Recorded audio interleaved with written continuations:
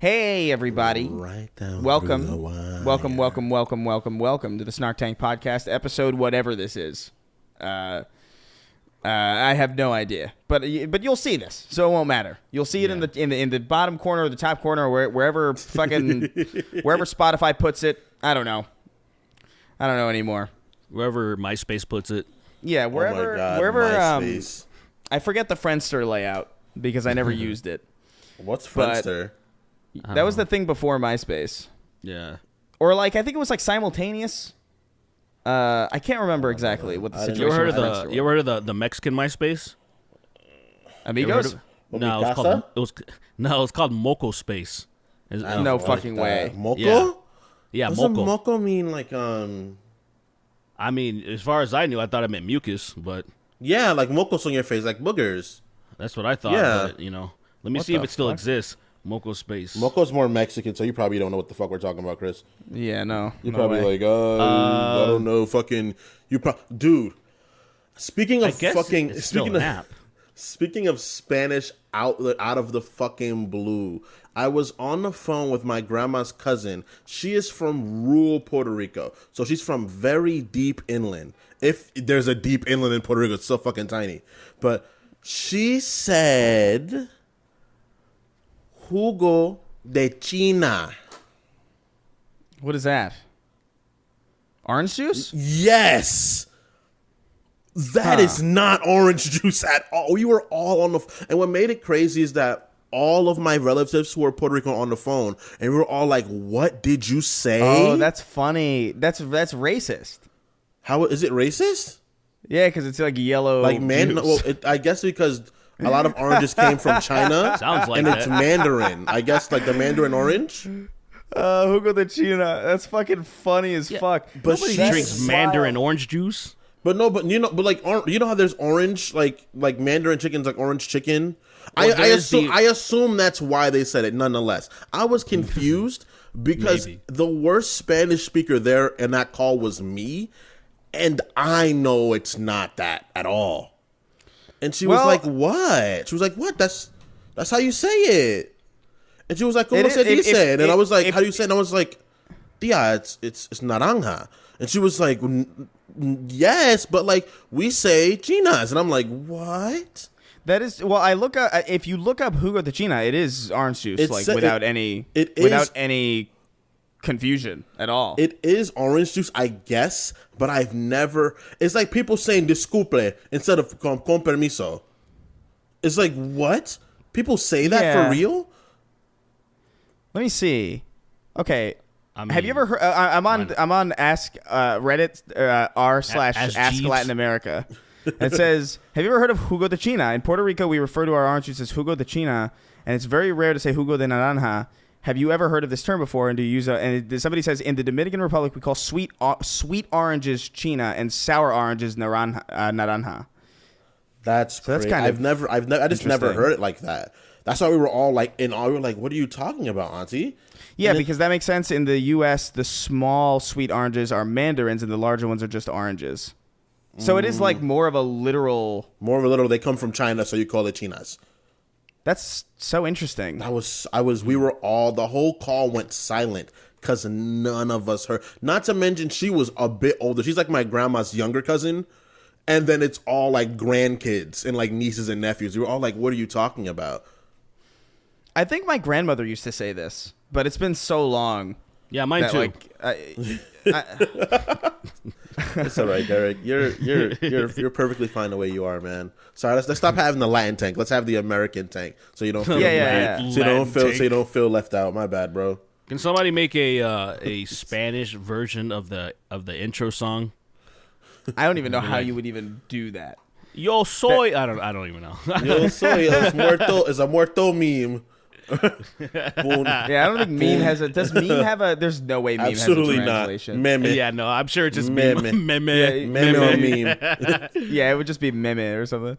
But yeah, so we're a little out of sorts right now, out of order. We had some technical difficulties as we seem to always have. Yeah. Too much. What is that? That's that you're green drinking? lean, bro. Too much incredible Hulk, Hulk, bro, right there. You know what Incredible Hulk is?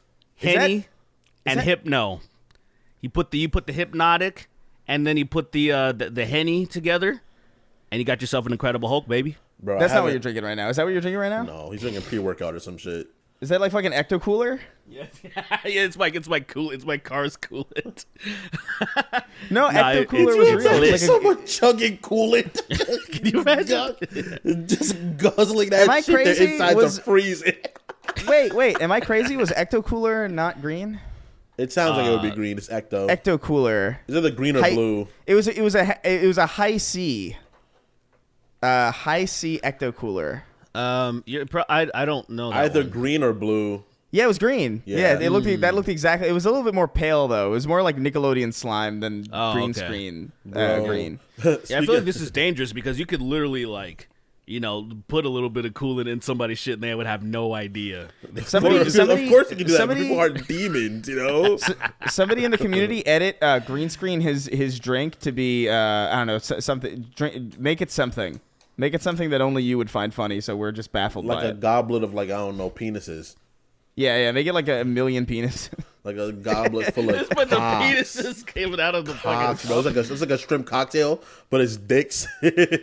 Replace his drink with the texture, like a really high definition texture of close up skin. Oh, gross. Yeah, that's such a gross pose. Gross.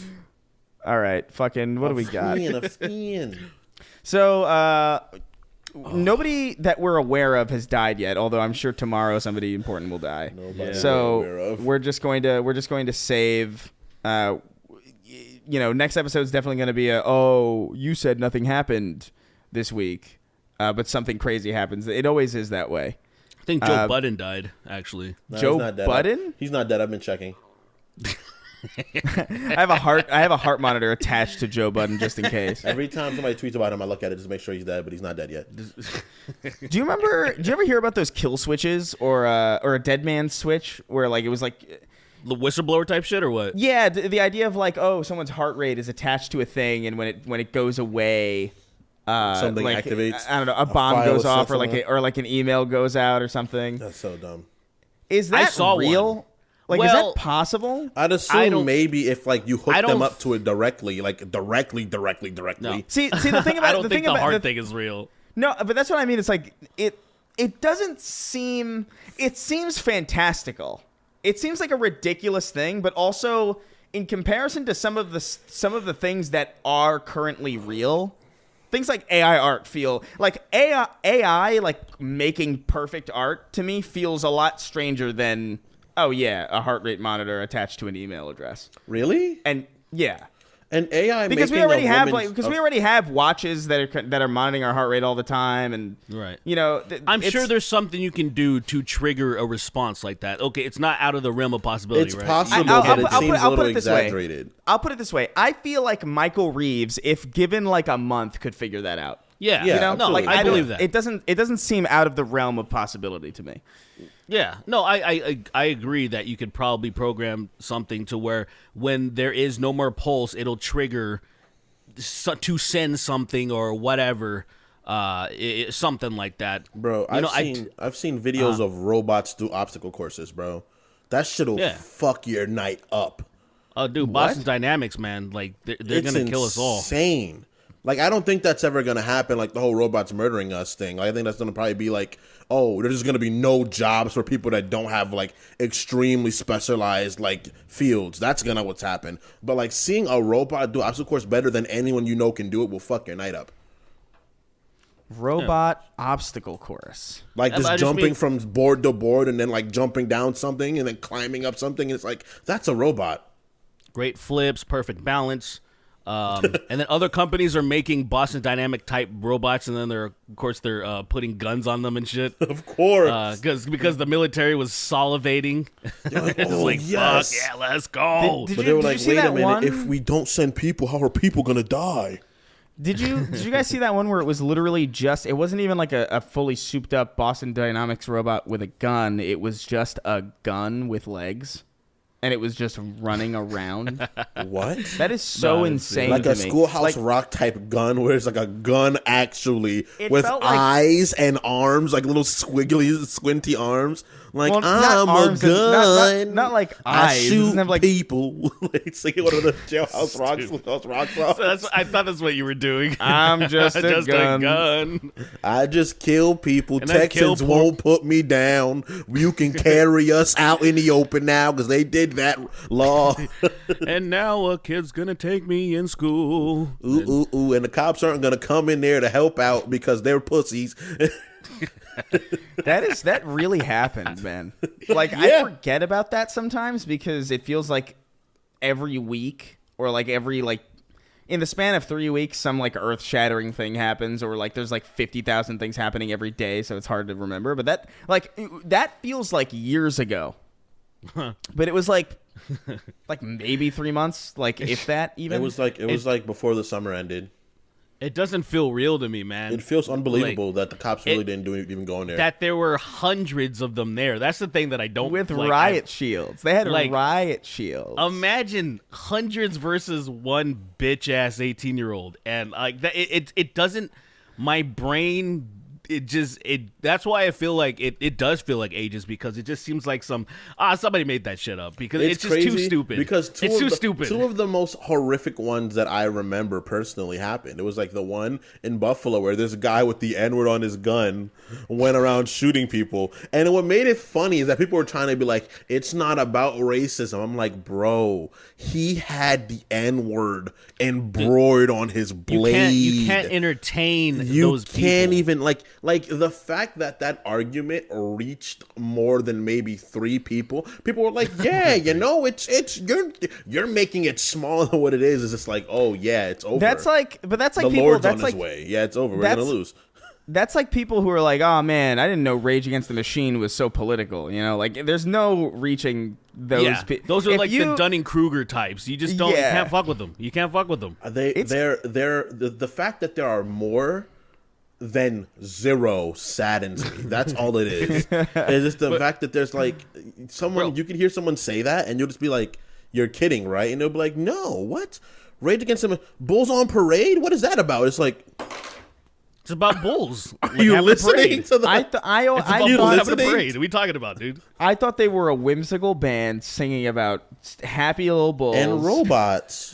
Throwing a little party. Rage Against the Machine. It was a little upset Guerrilla robot. Radio. I thought Guerrilla Radio was about Donkey Kong having a radio station. I don't know. Like that was political. The beginning where he's fucking dancing in Donkey Kong Country. Like that, it's literally a song about the fucking intro. Yeah. Then he brings his boombox and shit. And, I don't know, man. I just learned that Cranky Kong is the original Donkey Kong. Yeah, Cranky Kong is DK. I didn't know that.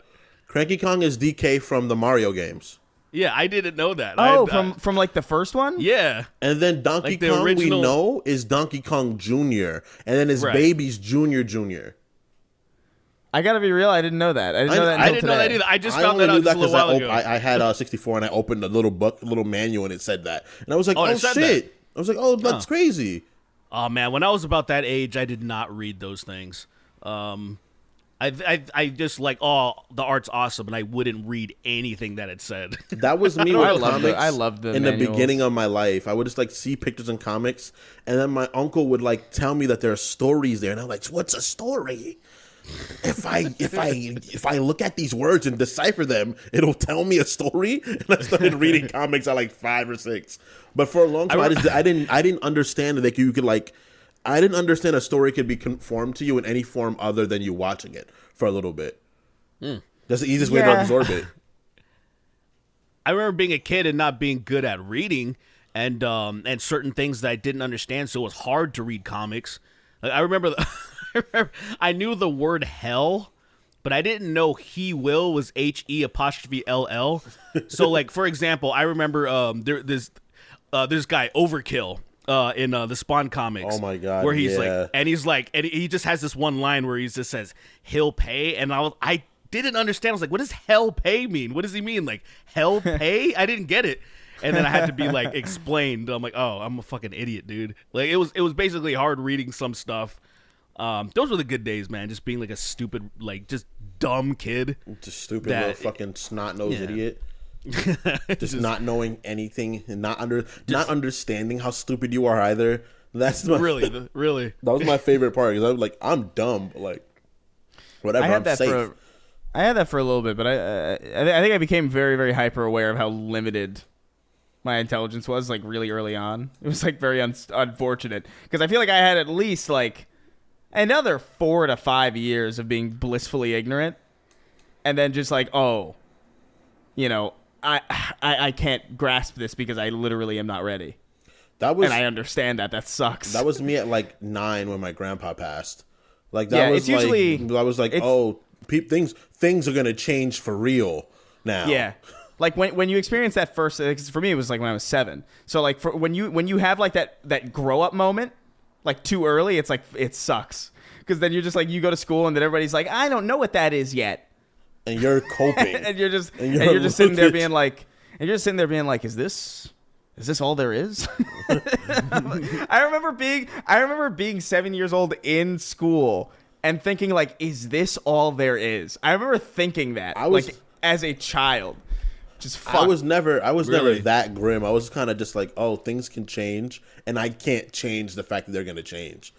And I kind of came to peace with it. But like, I knew some people that were like, my sister could not come to peace with that. Like when she lost my mom when she was like 12, she could not come to peace with that fact. She was like, I can't accept the fact that I'll lose people other than my mom, like my other people.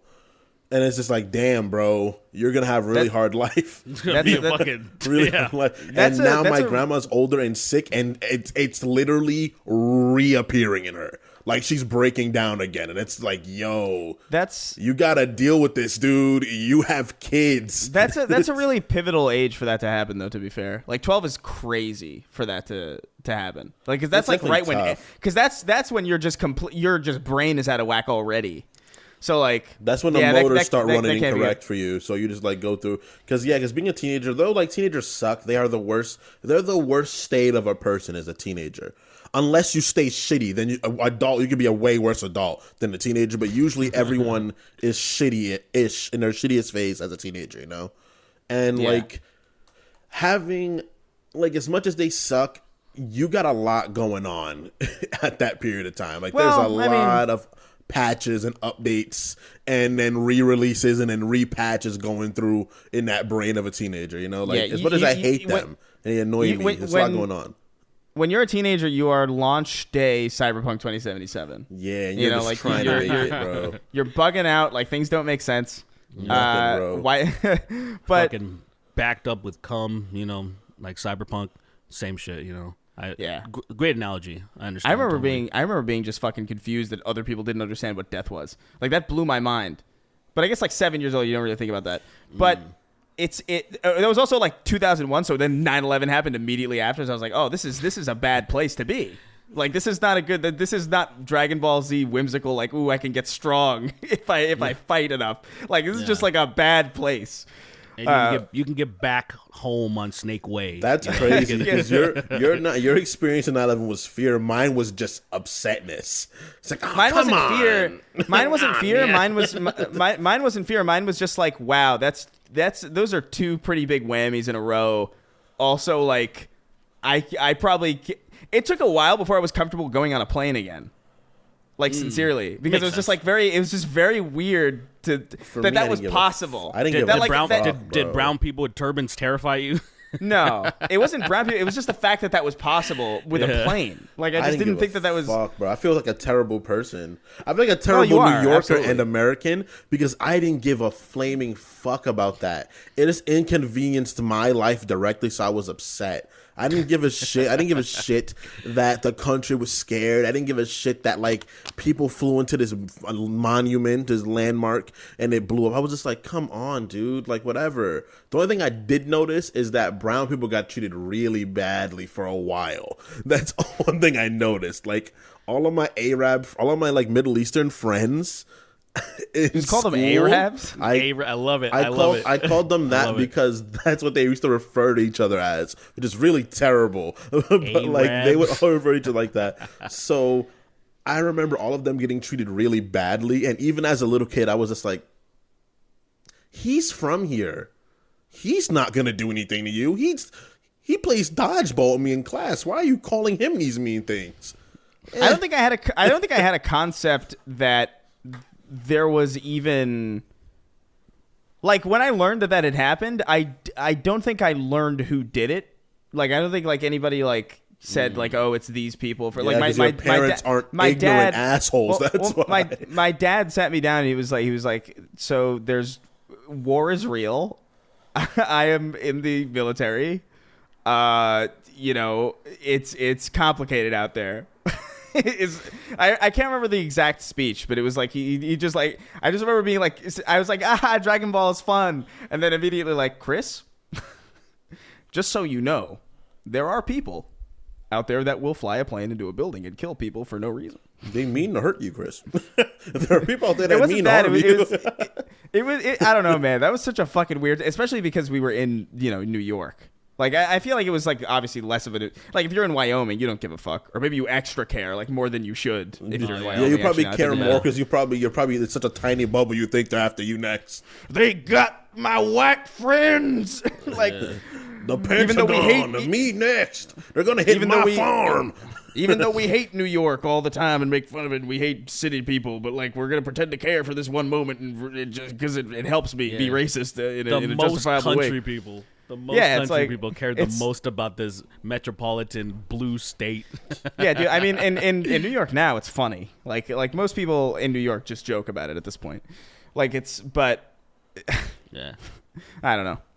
Yeah, it's one of those things, man. Yeah, what's the point?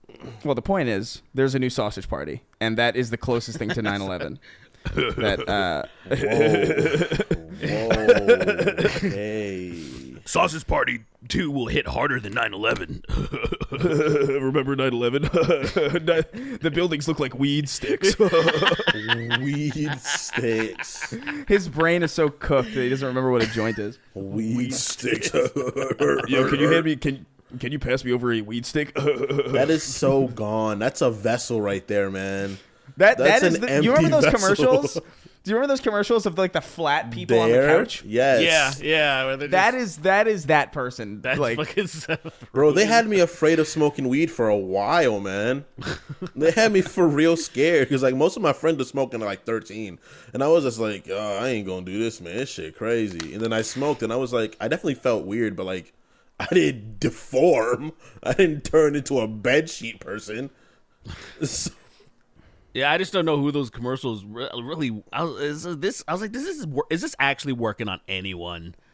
To me, especially the way that when you're kids, you usually want to do what people are telling you not to do because it's like, ooh, that's juicy. If they're telling me not to do it, there must be something interesting about it. And I didn't really get into drugs or anything, but still, those commercials at least made me think that I bet a lot of people are trying heroin or whatever. They're like, I want to get a hold of it now because like, don't do it, it's so bad for you. And they're like, well, let me find out. And then every time I did meth, I was fine afterwards.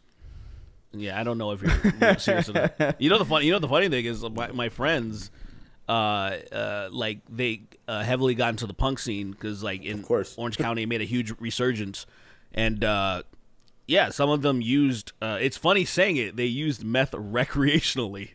Like it was fine. Like I'm fine. There was I've used meth literally. I used meth like last night. Like I used meth last night. Well, look, let's be real. Let's be real. Meth is like in there's like what is it? Adderall has meth in it, or something like that. What is it? What is that? There's an ADHD medication that has meth. Like, well, a lot of speed is just like Adderall. low tier meth.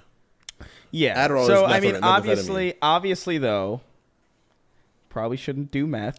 I wouldn't recommend it. I'm fine though. Like seriously, like viewers who are listening to, I'm kidding. Don't do meth. Don't Sweeney, do meth. I've never done it. Don't laugh listen to me. so hard. Like if you, I'll be real with you. Like I try to be there for my friends when they tell me the important things. But like if you came to me, Sweeney, and you said, Chris, I've been on meth and I can't get off it.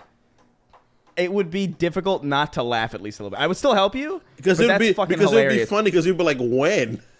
Yeah, I would be like, first of all, that's the funniest part. It's like Jalen. I would be like, when did this happen? How? Like who in our circle would have even when did you get remotely meth? brought that to you? What if I was like, Lily helped me get on meth? That would be believable entirely. You could believe that. You hate her. No, You let me guys- put it this way. Kingston. I'm not saying I could see Lily walked on through that meth. time I is can meth, see yeah. Lily hooking you on meth accidentally. How? Explain this. also- This is funny. Explain this to me. I think I think maybe you guys are at a quinceañera or Okay, something. of or whatever, course. one of Yes. Mexican place. Continue. Yeah. Okay. And it's California. There's a lot of people of various cultures, a lot of white people as well. Maybe there's some white friends over there, and maybe they bring some meth to the quinceañera. And maybe they're like, hey, Kingston, you want some? And you go like, nah, I shouldn't. And then Lily says, no, Kingston, don't do that. It's meth. And then you're like, fuck you, woman. I could do whatever I want. Then you do meth, and then you like it. And then that's what happens. Fuck you, woman. I can do whatever I want. Sounds Yeah. exactly like That me. doesn't sound like something you would say? That's exactly something you would say. No, it's not. Yeah, it is. Oh, what if you It guys is. go to Halloween parties, right? You guys do some shit like that? Dude, I don't give a fuck about Halloween, actually. I never have. I like Halloween. I like the vibes. I don't like the vibes. I like how it's cold. It's getting a little Oh, darker. the weather vibes, not the Halloween. The weather vibes, I respect. I respect that. I mean, it's to me, it's kind of synonymous. Like, as soon as I start seeing spooky, quote unquote spooky things, it's getting a little cooler, and then everybody's kind of like. I feel like people are in a better mood around Halloween than they are during Christmas. 1,000,000%. the thing about this, right? Christmas is fake. Everyone's fake happy, bro. I fucking hate Christmas, bro. I hate It's not it. fake. Fake. Christmas is Everyone's not fake. fake. Fake.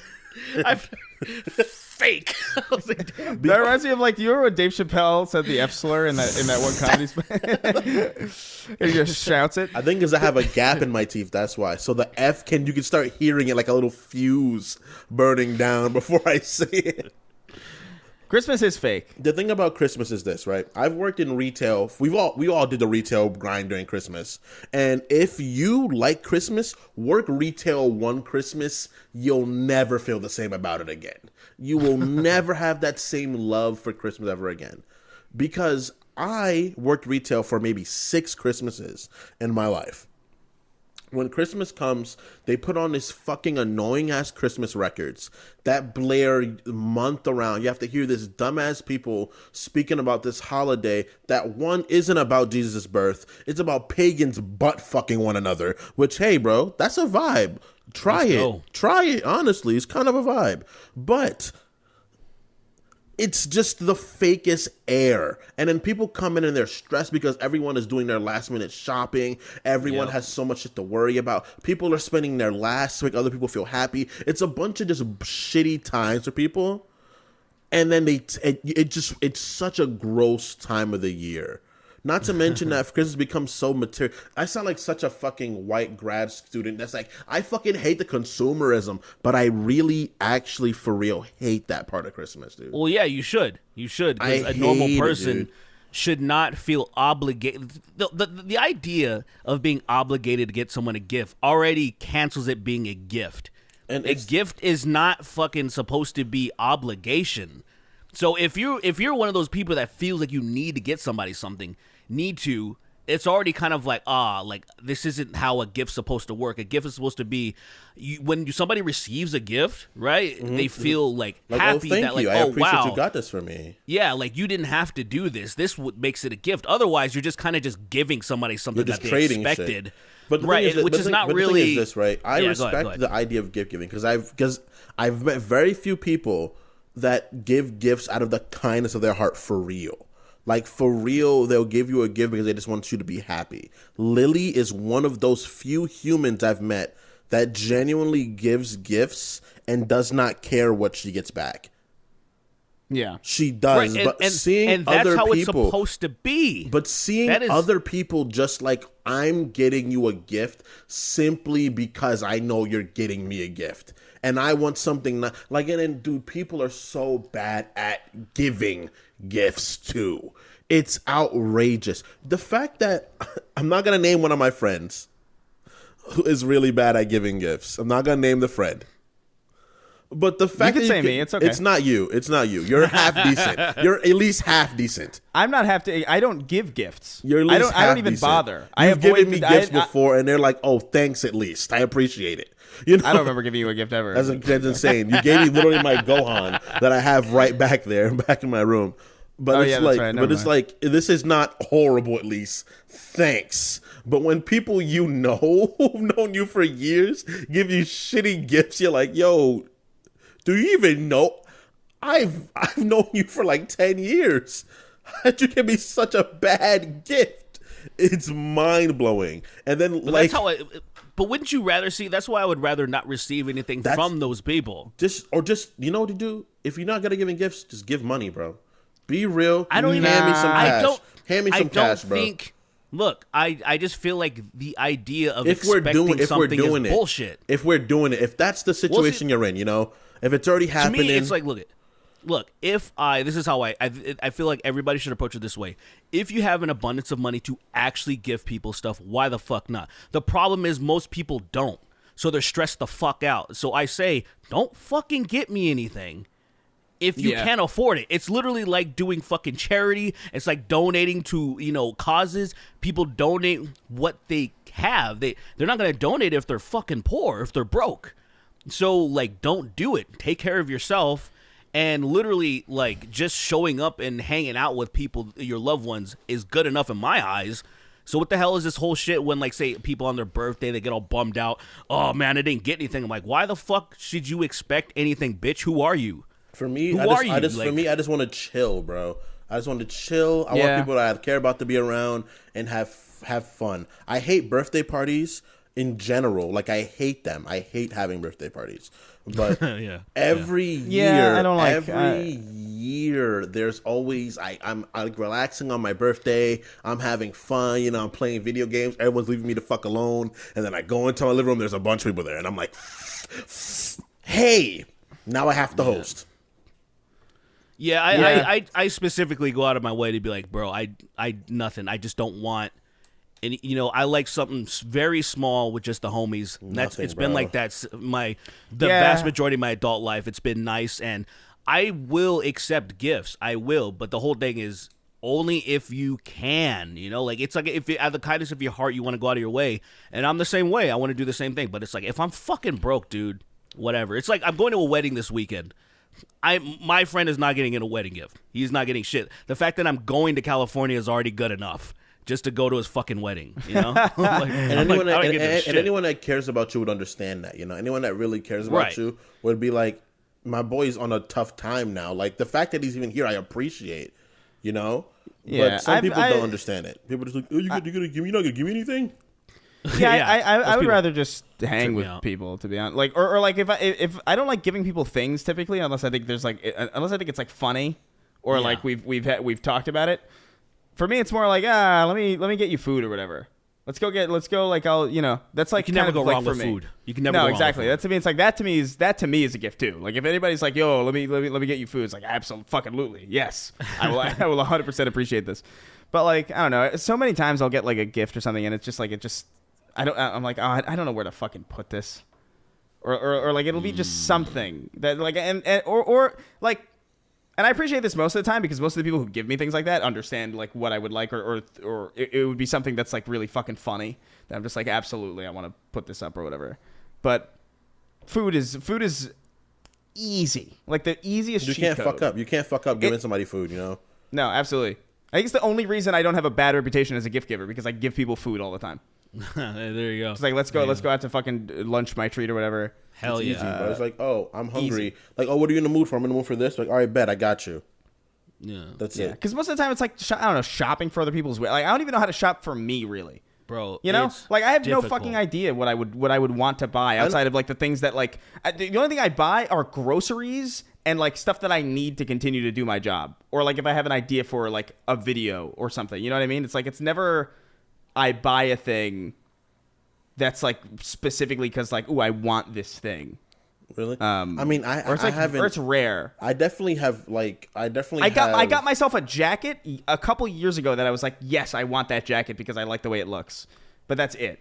That's like the last time that's happened. And that was like a year and a half ago. I definitely have gotten I am much less like when I definitely started making money from the podcast, like more than I was making from Starbucks, stuff like that. I definitely went crazy buying stuff for a little bit, and then that happens. And then like I now, because I'm so trying to save for like things I need, and I'm so like, oh man, what if something fucks up and I can't work or do something like that? That like I don't really buy stuff for myself too often, and if I'm not buying it, that it can't be like a tax write off or something like that. I just don't buy it anymore.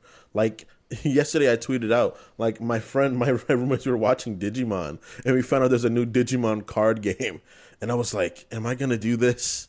And I spent like $30 on a Digimon deck, and I'm like, Negro. I'm like, dang, bro, this made me feel happy because I just don't buy shit for myself anymore.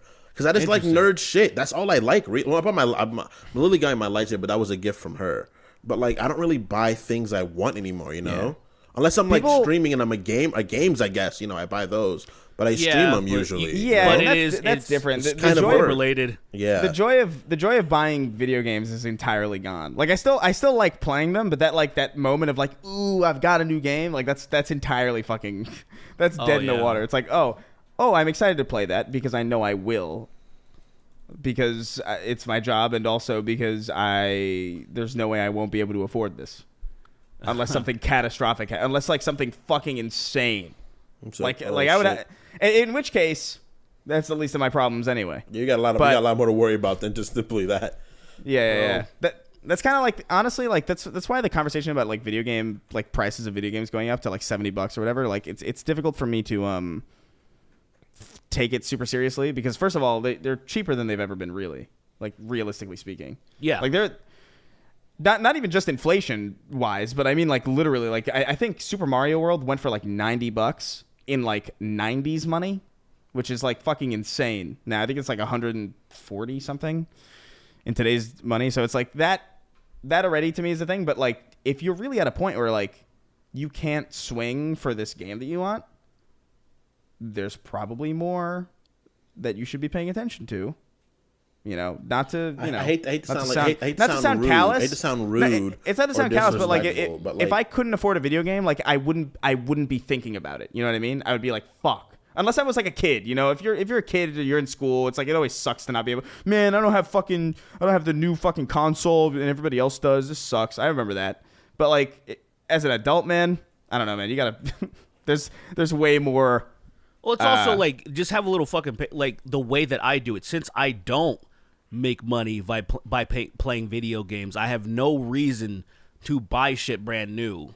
Like, I have no reason to do it, so I don't. Like, it's super rare. Like, say, obviously, I'm going to scrape together some money, just God of War Ragnarok, just because, like, you know, Kratos is my boy. But besides that, I've talked about, Resident Evil fucking Village has been out how long?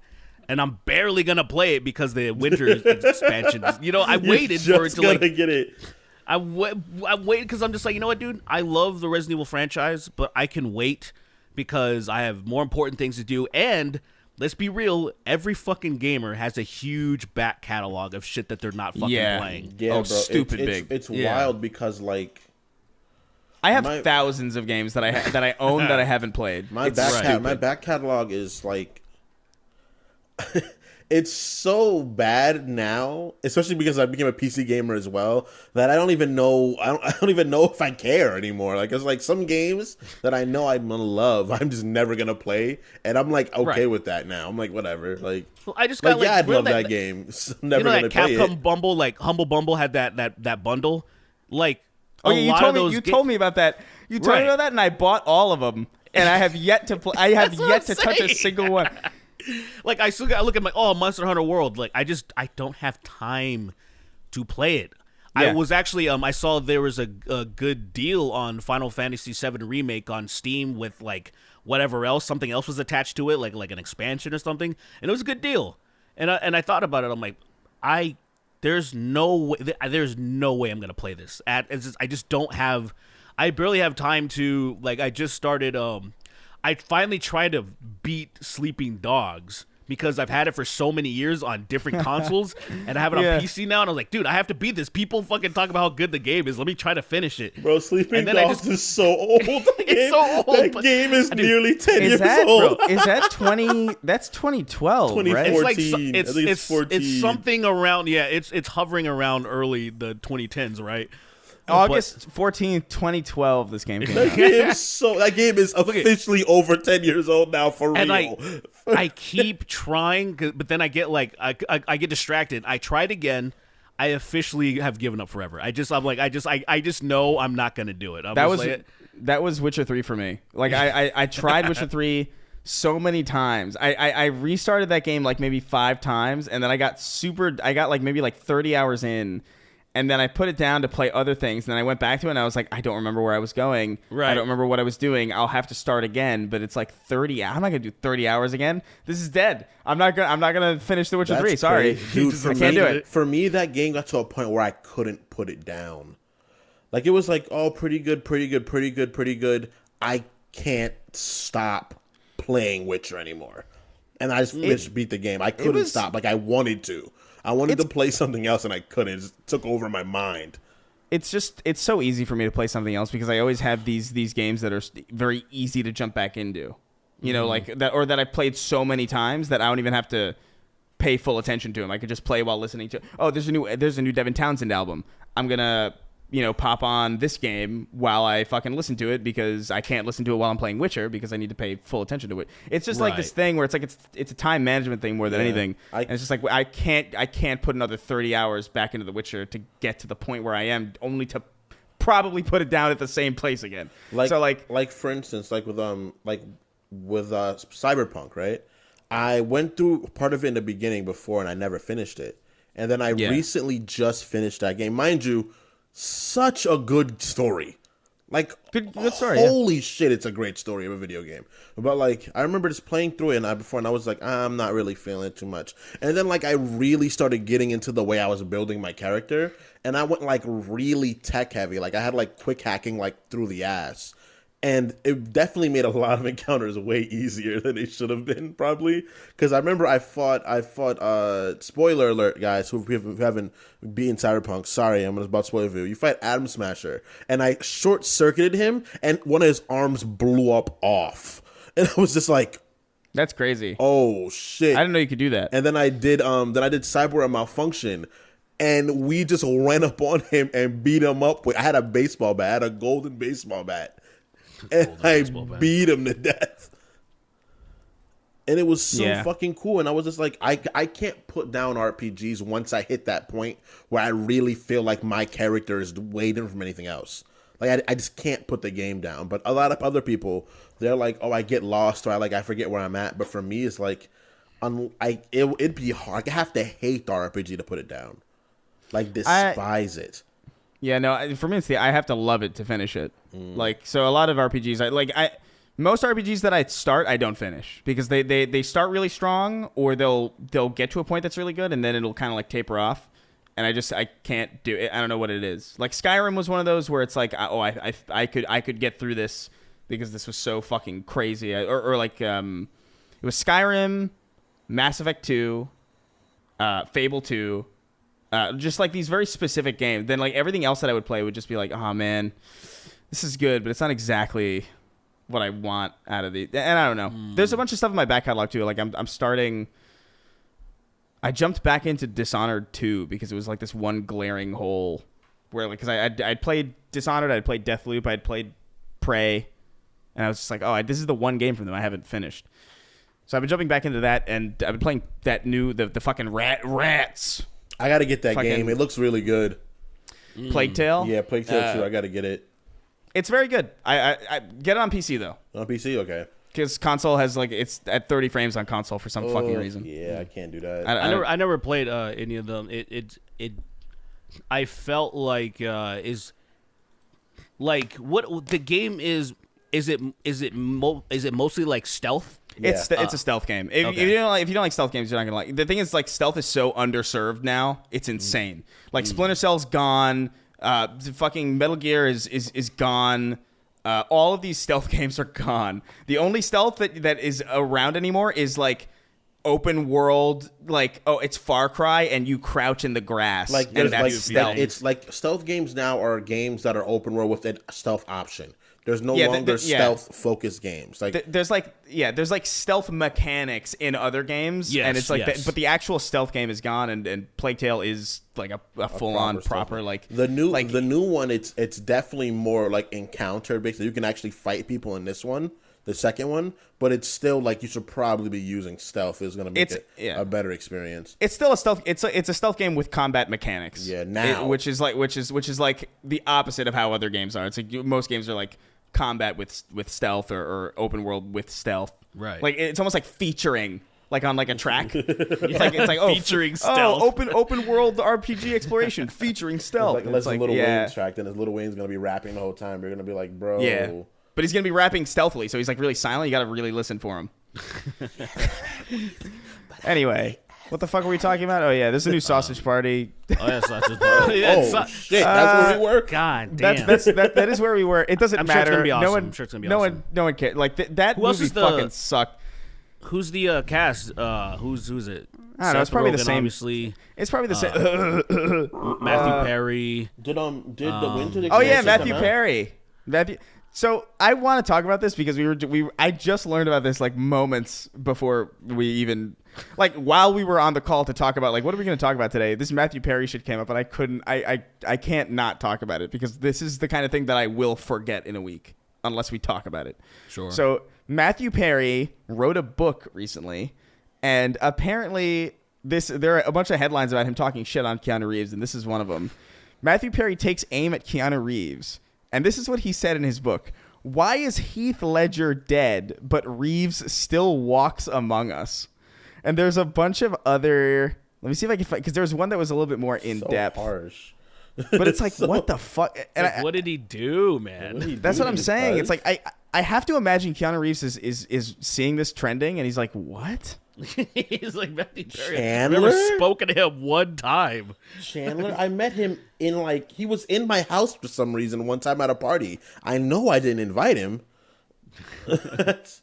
Why is it that the original thinkers like River Phoenix and Heath Ledger die, but Keanu Reeves still walks among us?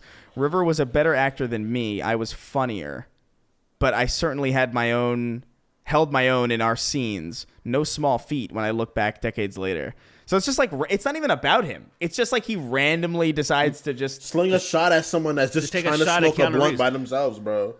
And you know what I think it is? He's probably so out of touch that he's probably only seen Bill and Ted. And then, like, that's just it. And so he just thinks, like, this guy fucking sucks. What a fucking... And then he just hears about Keanu Reeves all the time. Like, why is he so popular? I don't get it. He's the Bill and Ted guy. Even You know though, what's like, weird? he's a Matrix and everything else that he's done. there's a bunch of things. Yeah, because Keanu Reeves has reinvented himself like a million times. It's kind of amazing. If you would have told me that Keanu Reeves would still be relevant today, like in 2009 or something, I would have been like, what? Well, it's because it's because one, he's managed to stay such a likable guy so long without anything happening to him. Whenever he has interviews, he's very personable in his interviews. So you're like, oh, I just kind of like this guy. And also, he's like a kick-ass martial artist. So like that's another reason why people really like him. So I'm learning a bunch of things about this guy now. Apparently, he was in New Vegas, and he was so bad that people modded him out. Not Keanu, Matthew Perry. Vile. That's amazing. That's awesome. Which That is really- Get him That's outta funny as here. fuck. That is really goddamn Get funny. this nigga out of here, bro. I met both Keanu Reeves and Matthew Perry during my Hollywood days. Keanu asked my friend and I for a light, and we ended up in a fun conversation. He's such an original. I was at a party. I was at a party drink line with Perry, and he was just randomly nasty and sour. Yeah, so I don't know. Maybe it's his exploded colon or all the years of drugs. Well, think of it like this. Think of Chandler's character, right? Think of Chandler's character as a character in Friends, right? I don't remember. He's an asshole. He's kind of a sarcastic asshole. And I think Perry kind of embodies some of those characteristics. Where it's like, oh, you think that's why he got the job? Yeah, Like you're okay. You're a piece of shit. Like you're a bit of a twingy cunt, aren't you? Huh? So like, yeah, you'll perfect. You'll be perfect. No, Could guys, my ass what else? could my asshole be any more exploded? Yeah. For those of you people that don't know, his asshole exploded. It exploded.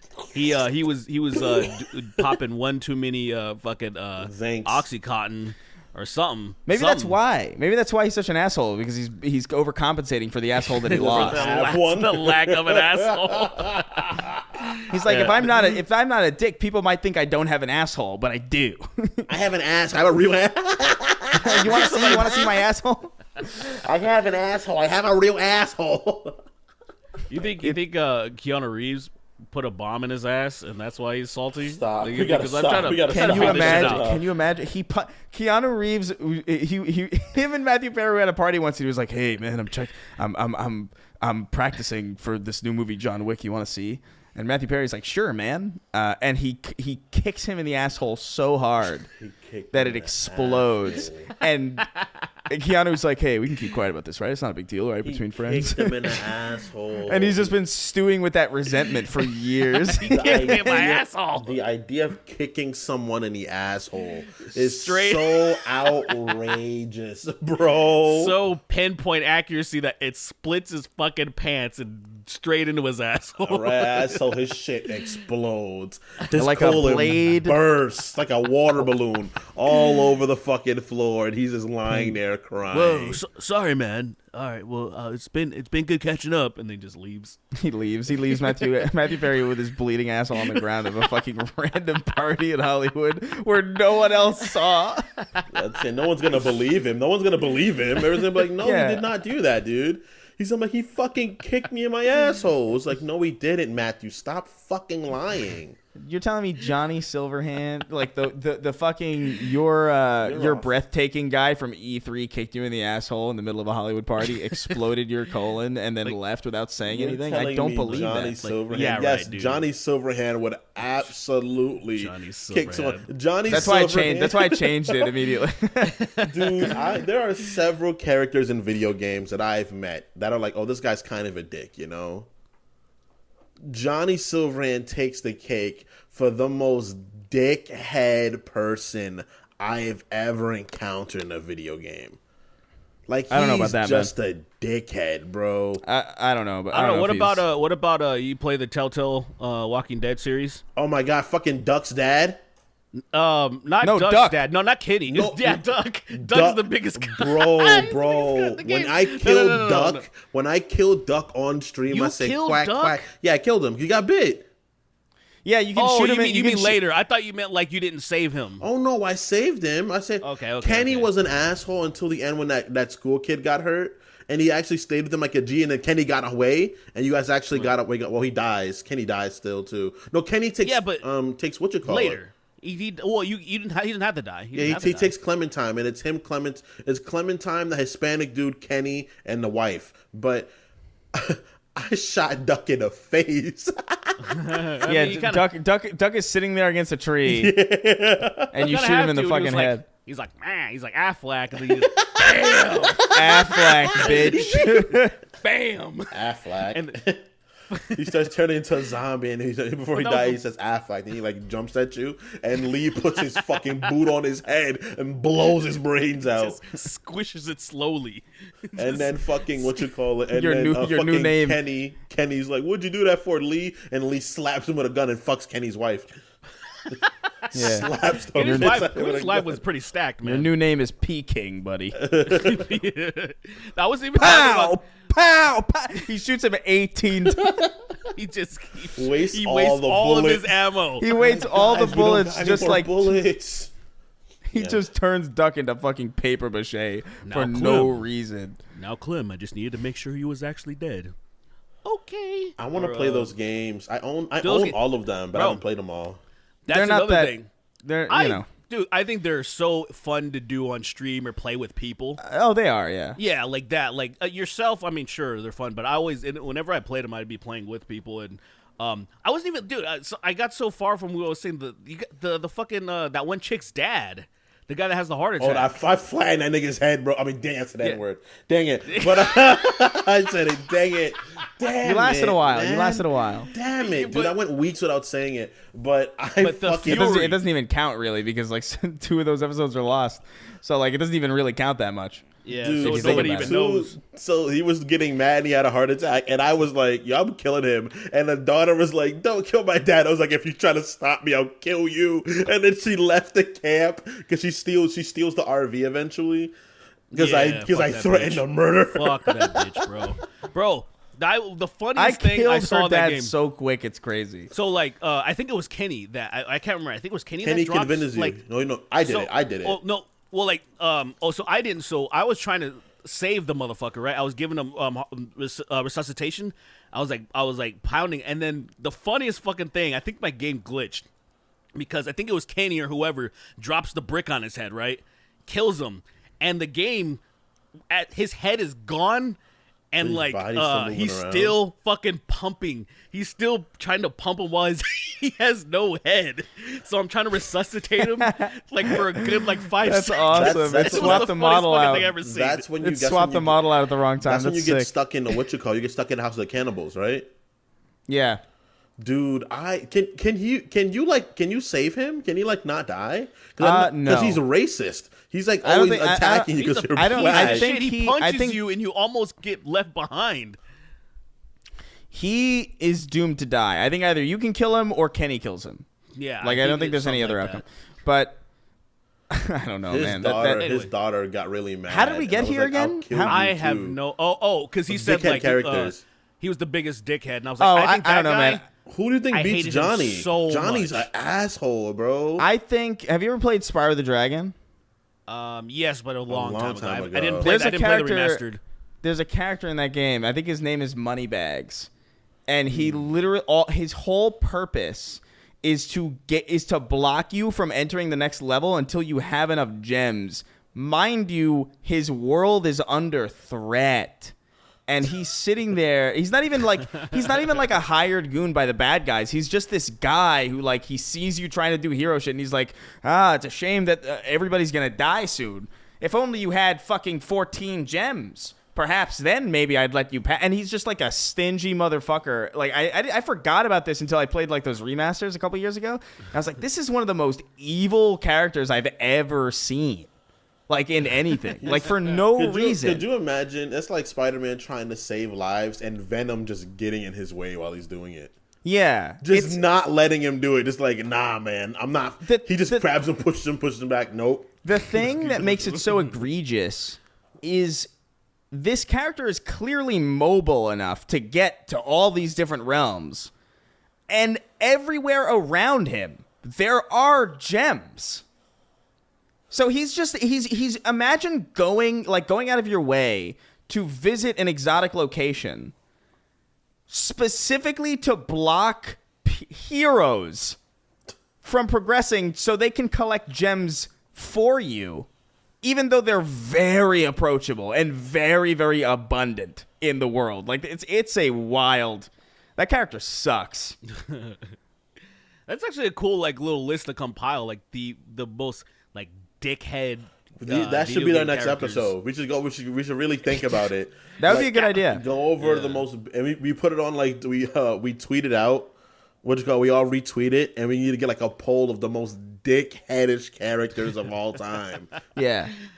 343 Guilty Spark is definitely top 5. That could be a good extra episode. That could be like an extra like Patreon exclusive one. Yeah. Like we could it's just like a 1 hour like theme, and we could poll the audience on it. Not even just Patreon, but just like just Twitter in general. That'd be cool. And just we could have like a big debate about like who the worst character I like it. in fiction is. I wouldn't say so. Look. We're gonna go like dickheads, like just sort of assholes, or are we gonna go like villains? No, I don't think more like I want it to be more like, say, they are designed to make you hate them, like that type of shit. Like Oscar Kakashka. Kakashka, fuck that dude. Mr. Man. Kakashka might be the most evil character I've seen Not in anything. evil, but for No, real Mr. unlikable. He's super unlikable. Mr. I'd Kakashka strangle him. is evil. I'd strangle him. I have watched the entirety of Hey Arnold recently, and I have no doubt in my mind that there is no character with worse intentions than Mr. Kakashka. Where'd you watch it on? Where'd you watch It's it on on? Amazon, if I'm mistaken. It's on. I think. Well, I saw it on a friend's Hulu account. It's on Hulu. Oh, it's on Hulu. Oh, But- right. Oh, yeah, okay. Yeah, but he just does not want to improve even slightly. And the only time he ever feels guilty enough to even try to improve is when he's lost and afraid. Like, that's the only point. Like, he shuts the door in Arnold's face so many times. He doesn't give a shit about his wife, who is miserable. Yeah. He doesn't read. He's so right. Yeah, but it's not even like an ignorant like, oh, I'm having trouble, Arnold. I cannot read. It's my fault. I'm sorry. It's like, I don't and I won't. I don't and know, I will I'm get happy. by. I'm happy. Yeah, and yeah. And guess what? I'm happy that my wife settled for me, and I'm dragging her down in every single conceivable way. I live for that. I am a vampire, and if she's happy, then I'm fucking miserable. He's such a terrible piece of shit, dude. I want to make it so he can only taste soap. Like, whenever he eats, it tastes like soap. So he just hates eating and he dies. At least just shove a bar of soap in his nose. I mean, it'll fit. Because the thing with like Arnie. Arnie has a really big nose. No, but so does Oscar. It's just long and skinny like a dick. It is pretty long and skinny. He has a dick nose too. I mean, not as big as Ernie's, but Ernie's nose is Wait a minute. Ernie's nose is different from the rest of his face. Ernie's nose is explorative, it's as bro. big as his fucking body. He has a schnoz, dude. Anyway, what do we got? Hey, Arnold. Remember when Ernie dated a model and he let her go? He broke up with a model. That's right. Yeah. Right. He had a good reason. He let her go. He was like, "Hey, look, you're too beautiful to be with someone like me. Look, I understand." No, that wasn't it. She did that. Oh, she did that to him? I thought it was he did her. Well, he was like, she was like, well, it would look strange because you're too small, and he was like, well, all right, well, fuck this, and then he leaves. Damn. So props to Ernie, who's a better character than fucking Oscar. Oh, he is. At least Ernie has it's earnest. At least he's an earnest guy. He works. He's a hardworking construction worker. Oscar Kokoschka is worse than Frieza. Damn. And I'll leave it there. Damn. Because Frieza sucks, bro. Because Frieza, at least, like, man, Frieza's not giving a sob story, man. Frieza's not like, I'm sad. Arnold, I can't read. Oh, Goku, I can't read. If only I could read, I could be a better person. Frieza is so transparently evil that it's almost good. He's almost a good guy. He's almost commendable to, like, I don't commend him, but, like, idiots who are, like, villains, like, the dumb kid in school is like, I like him because villains are cool. That idiot would like him. Even that kid would be like, Kokoschka sucks. I saw a tweet recently that blew my mind. It was deleted shortly after I drew attention to it because that's just what happens with terrible opinions.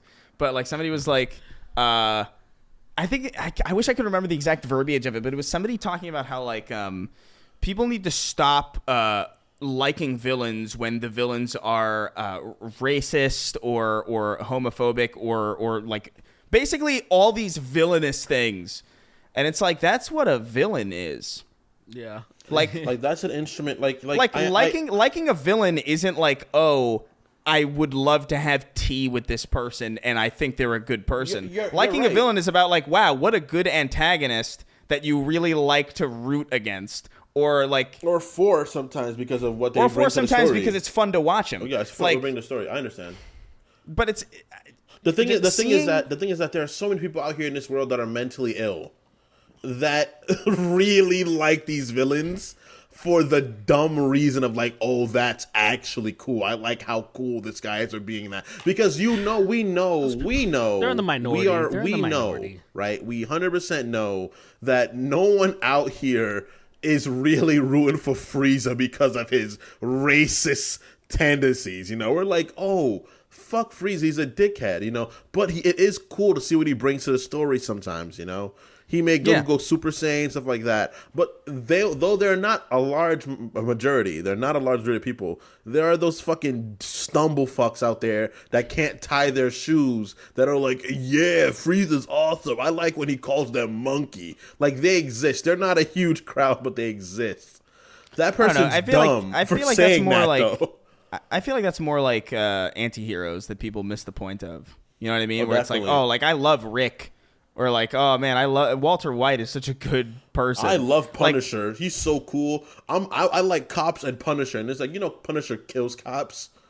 You know that, right? You know he like explicitly goes out his way to kill police officers. That is funny like- that the Blue Lives Matter, like the thin blue line or whatever the fuck, I can't remember what it's called, but like the fucking the Blue Lives Matter shirts are Punisher logos because they always have that Punisher shit. Or when you see Punisher hates you. Or when you see the Punisher USA things, and it's like, do you know who Punisher is? First of all, I hate Punisher. He sucks, I think. But like, clearly they don't know. But it's like, yo, he would not be for the military or for you. He'd probably shoot you, and he'd be right to do it. Probably. They should just watch like a Punisher anything, and then they would know immediately. Just watch a 10-minute video of comics explaining but Punisher. I also feel like people don't care about that. Like, you're not to get political, but just think about the most popular Republican president, Trump. That all that shit happened.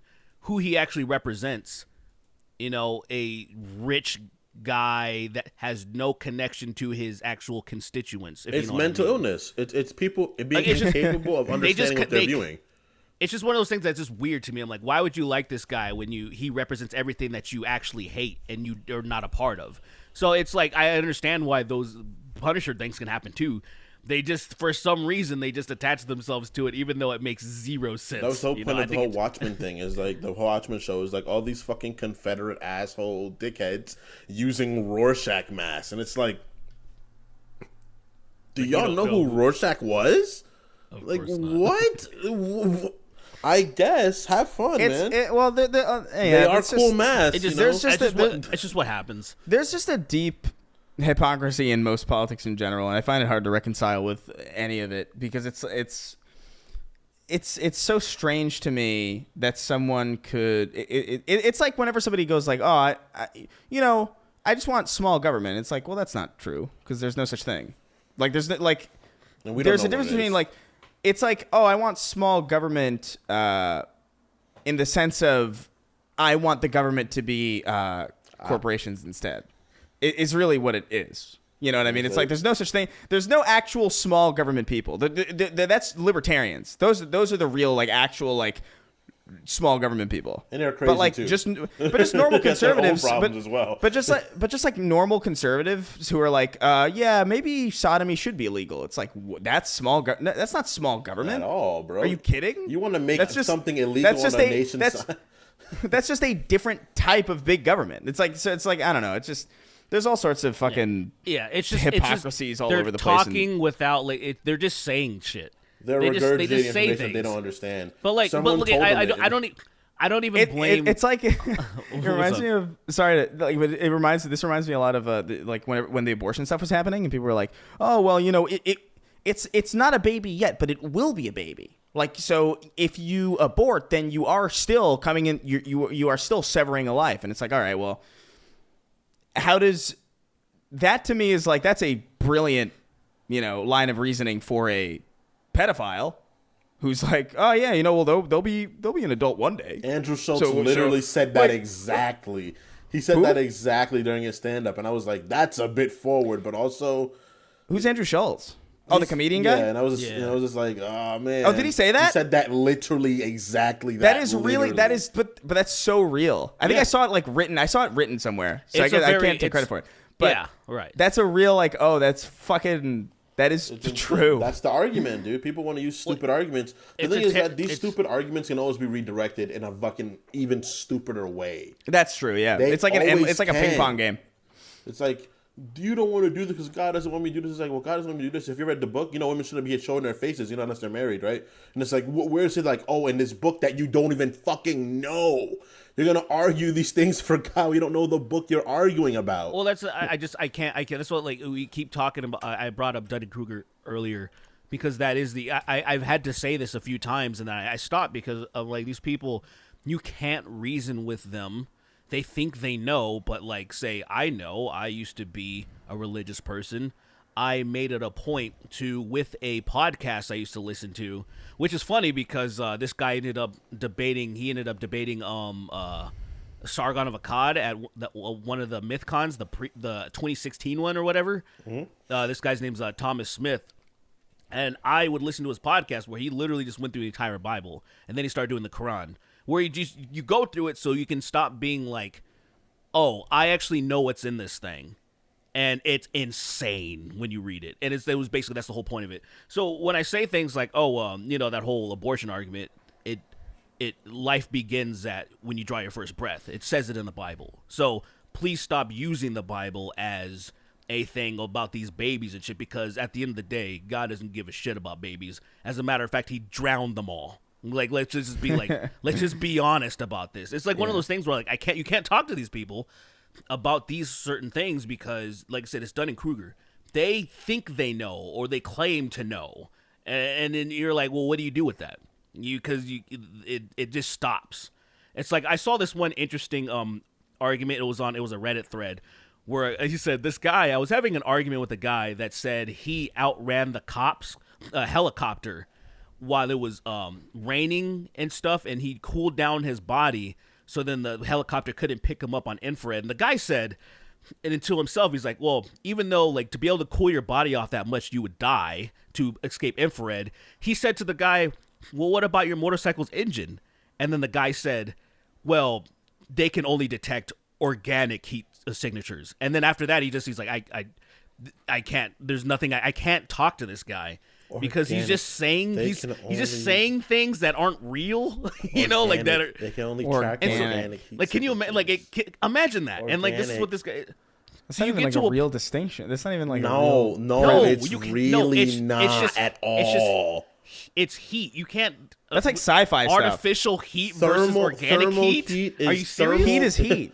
Hot is hot. Like that is so like imagine not understand imagine for a moment not understanding that hot is hot. Like that's astounding. No, it's only biothermal heat. It's like, are you stupid? But that's how you dumb? You get to a point where you can't you literally have to stop arguing because you can't. You won't win because there's nothing you can do. And I feel like with a lot of these talking points, it's the same thing. It's like punching a baby in the face. It's not even gonna remember you did that. Yeah. It's like such a pointless. But that's why you do it, though. That's why. Well, yeah, you do it to get away to get away with something. No, but you pick up a baby and you toss it into the air and you leave. There's something about there's something about can you imagine in the Marvel? Can you imagine in the Marvel Cinematic Universe, somebody was like doing that jumping thing with their kid, where they're just like throwing him up, and then he gets snapped out of existence when he throws him. So just a child comes careening down. Women, baby disappear in their stomach, and then 5 days got pregnant again. Whoa, oh, that's interesting. Or what if no babies got snapped out of existence because life isn't real until he draws the first breath. So and then at that moment, everybody's like, you see. What about the mom and the baby disappear because the babies ain't fucking real. What happens to somebody? Blood clot idiot. What happens to somebody who gets snapped out of existence and then their house gets torn down? And then they build a new building in that place, but where that person would theoretically respawn is in matter. the middle of is matter. What happens to that person? What if it pops him in? It'll pop him in a safe distance. How does it know that? I don't know. Yeah. How does it know where all the life is in the universe? You know what you That's sound not like? that confusing. You sound like that guy Mahler that just deconstructs of those. He asks questions like that, where every little thing he comes to it is like, "What about this?" and "What about that?" It is a fun question to think about. Yeah, the idea of just being snapped back into because I know they toyed around with that in the Spider-Man movie where they were like, some people came back in their old apartments that were resold, and they were like, "What the fuck." Or people showing up during the freaking people showing up during the basketball game and getting hit in the head with a basketball.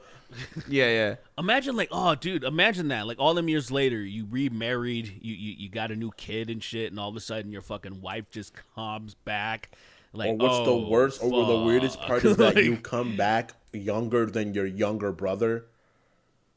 Oh yeah, you were 3 years younger than your brother. Your brother's 3 years younger. Right. Now you come back and he's 2 years older than you, and you're like, what the fuck? What if you come back and your significant other they're just gay now? They were so traumatized that they're like, I can't date anyone that even resembles my guy, so I'm gonna just stick with the ladies or whatever. And then the guy's so androgynous look, like it's such a fucking standard looking man. What There's like no way to this- avoid It's people like who how look they like- say Imagine- Chris looks like everybody's like one of those guys that just looks like a guy. Like if you look at him, you can't tell who he looks like more than out of the three of us. Like he's just such a normal looking dude, and she's like, I can't be with men, period, anymore. Hey man, the stranger things have happened. Yeah, they got. Why did Marvel make a series about that time period? Because there's already a show about that. Is there? Yeah, it's. I don't remember what it's called. I don't think it's called The Terminal, but it's like it's a show about It's a show about people who go on a plane, and then there's like a movie, weird, right? Or was it a show? No, it's a show. It's a show. It's like a thing where it's like these people get on a plane and they land like 5 years later or something, and everybody thinks they've been dead the whole time, and everybody's like, what the fuck? And it's like this whole fucking I've heard thing. about this show. I I've wouldn't heard be about this okay show. with that. Like people would try to be like, "Oh, that's strange." I'd be like, "No, there's Look, something more happening." I You would be can't intrigued calm in me that show down. if they actually explain what happens. But what happens with a lot of these bullshit fucking sci-fi things is they never explain what happened, and it drives me nuts. The thing about sci-fi stuff is that when you explain everything that goes on, it ruins some of the mystery of it. No, but you at don't- the same no, time, you- no, shouldn't no, be it adding is- a bunch of shit that you can't explain at the same time. I need it explained at the end of the series or whatever, or at some point. You know, it just can't never get to it. That shit drives me nuts. Like I don't care if it for a while you don't know, like even seasons. But if they finally discover, for example, I know the Walking Dead's still on. Shockingly, I had to like confirm that. Do any of you know if they know why the zombie apocalypse happened? Kirkman gave an interview about. He said he said like I don't. This is what I read, right? It was on CBR, right? And it was like the idea that Kirkman said that the pathogen that turned everybody into zombies was alien. It's an alien pathogen that did it, and he came. How did it get there? Did Huh? you say anything about? Well, shit lands in places all the time, you know. I mean, it's okay, airborne. Sure. It's like a so symbiote stupid. situation. How that is doesn't make stupid? sense. How does that stupid? Well, it doesn't. It's stupid because in that universe, so okay, look, alien stuff does come, like say, right, a meteorite comes in. I'm and then sure it can have we're some type of alien shit. stuff, you know. But it's like the idea of that. So where's the other? It's just like what other like the idea like is this. Look, you know, like sci-fi. You need to have realism bounds, right? There needs to be bounds of realisticness in sci-fi. But once you explain everything in something, the magic leaves it. That is how it is in fantasy. That's how it is in sci-fi. How's everything? Halo. They started explaining too much shit. Halo started getting stupid. Let's explain why the Forerunners are this, and let's make Master Chief this, and it's like that. You don't need to do all that. That's not what that is there for. To me, I agree to a certain extent. There's certain things, like say you talk about Star Wars and you talk about the Force. The Force is supposed to be magic and all that bullshit. I don't care about an explanation of that. It's more of like, say, for example, if I never would have understood, say they never explained Order 66 or something. You never got to see that sequence or any of that stuff surrounding it. You just know shit happened. I just get annoyed when there's like really big like plot holes that are just left. I think like, that's fine. I think it's fine. and I feel like not knowing how the fuck the zombie apocalypse happened, for example, is what would just annoy. Not the fact that there's zombies at all. I don't care. That's bullshit. It's completely fake. That would never happen. It's an impossibility. I'm okay with that. It's like, just give me a logical explanation to how it even happened. But what if no one knows? In a cool sci-fi way. What if no one knows? But how the fuck do you not know? What do you, people like no, not like the author, but like relative to the world that you're experiencing and the thing. Well, right. No, I understand no what you're knows. saying. I understand what you're saying. Like, I would understand most people wouldn't know, but usually there is very smart people that are able to track where this first started, and then they start investigating from there to figure out the ground zero, patient zero. Yeah, whatever but the fuck. that's true. But that's in reference to like an idea of like in Walking Dead, right? Like though I'm not defending this show at all, right? Right. I'm not giving It's defense not for even the that big show, deal. but it's It's like the fine. idea of like it's like when there are some mysteries are mysteries because they're mysteries, you know. Having an answer for it kind of ruins things, you know. Look, I may be in the minority. with this. Like, I'm sure we're I gonna have know- people that disagree with both of us at the same time Yeah. with this. I stand where I enjoy things being fantastical to a certain degree. Because once we explain, like midichlorians didn't help Star Wars, you know? Yeah, no, I agree with didn't it. Like, help. say, it didn't. I was never wondering where the Force came from, though. That was never even a question. I feel like, at least from my point of view, I never was like, the Jedi are evil from my point of view or whatever. But I never understood that, like, oh, were people actually curious, like, what is the Force? I just accepted it as these motherfuckers. It's like magic. There is no like say the DC universe or anything. Magic is just magic. There is no explanation.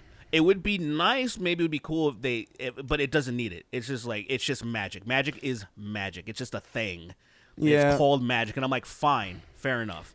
To me, I don't know, like a zombie apocalypse is so, like, that's in the realm of, like, fantasy for whatever reason to me. Like if it, I know there's more genres than just fantasy and sci-fi, but if I were to put zombie apocalypse into something, it would probably be more of a fantasy More thing than fantasy a than sci-fi thing. sci-fi? Yeah, because I would imagine that, like, a zombie apocalypse is I think like it the idea of teeters the on dead. both, The but I idea of agree the with you. dead coming back to life is more of like a necromancer type fucking thing, and it almost feels like there's That aspect no, of it, you're right. The dead like, coming back to life aspect is more.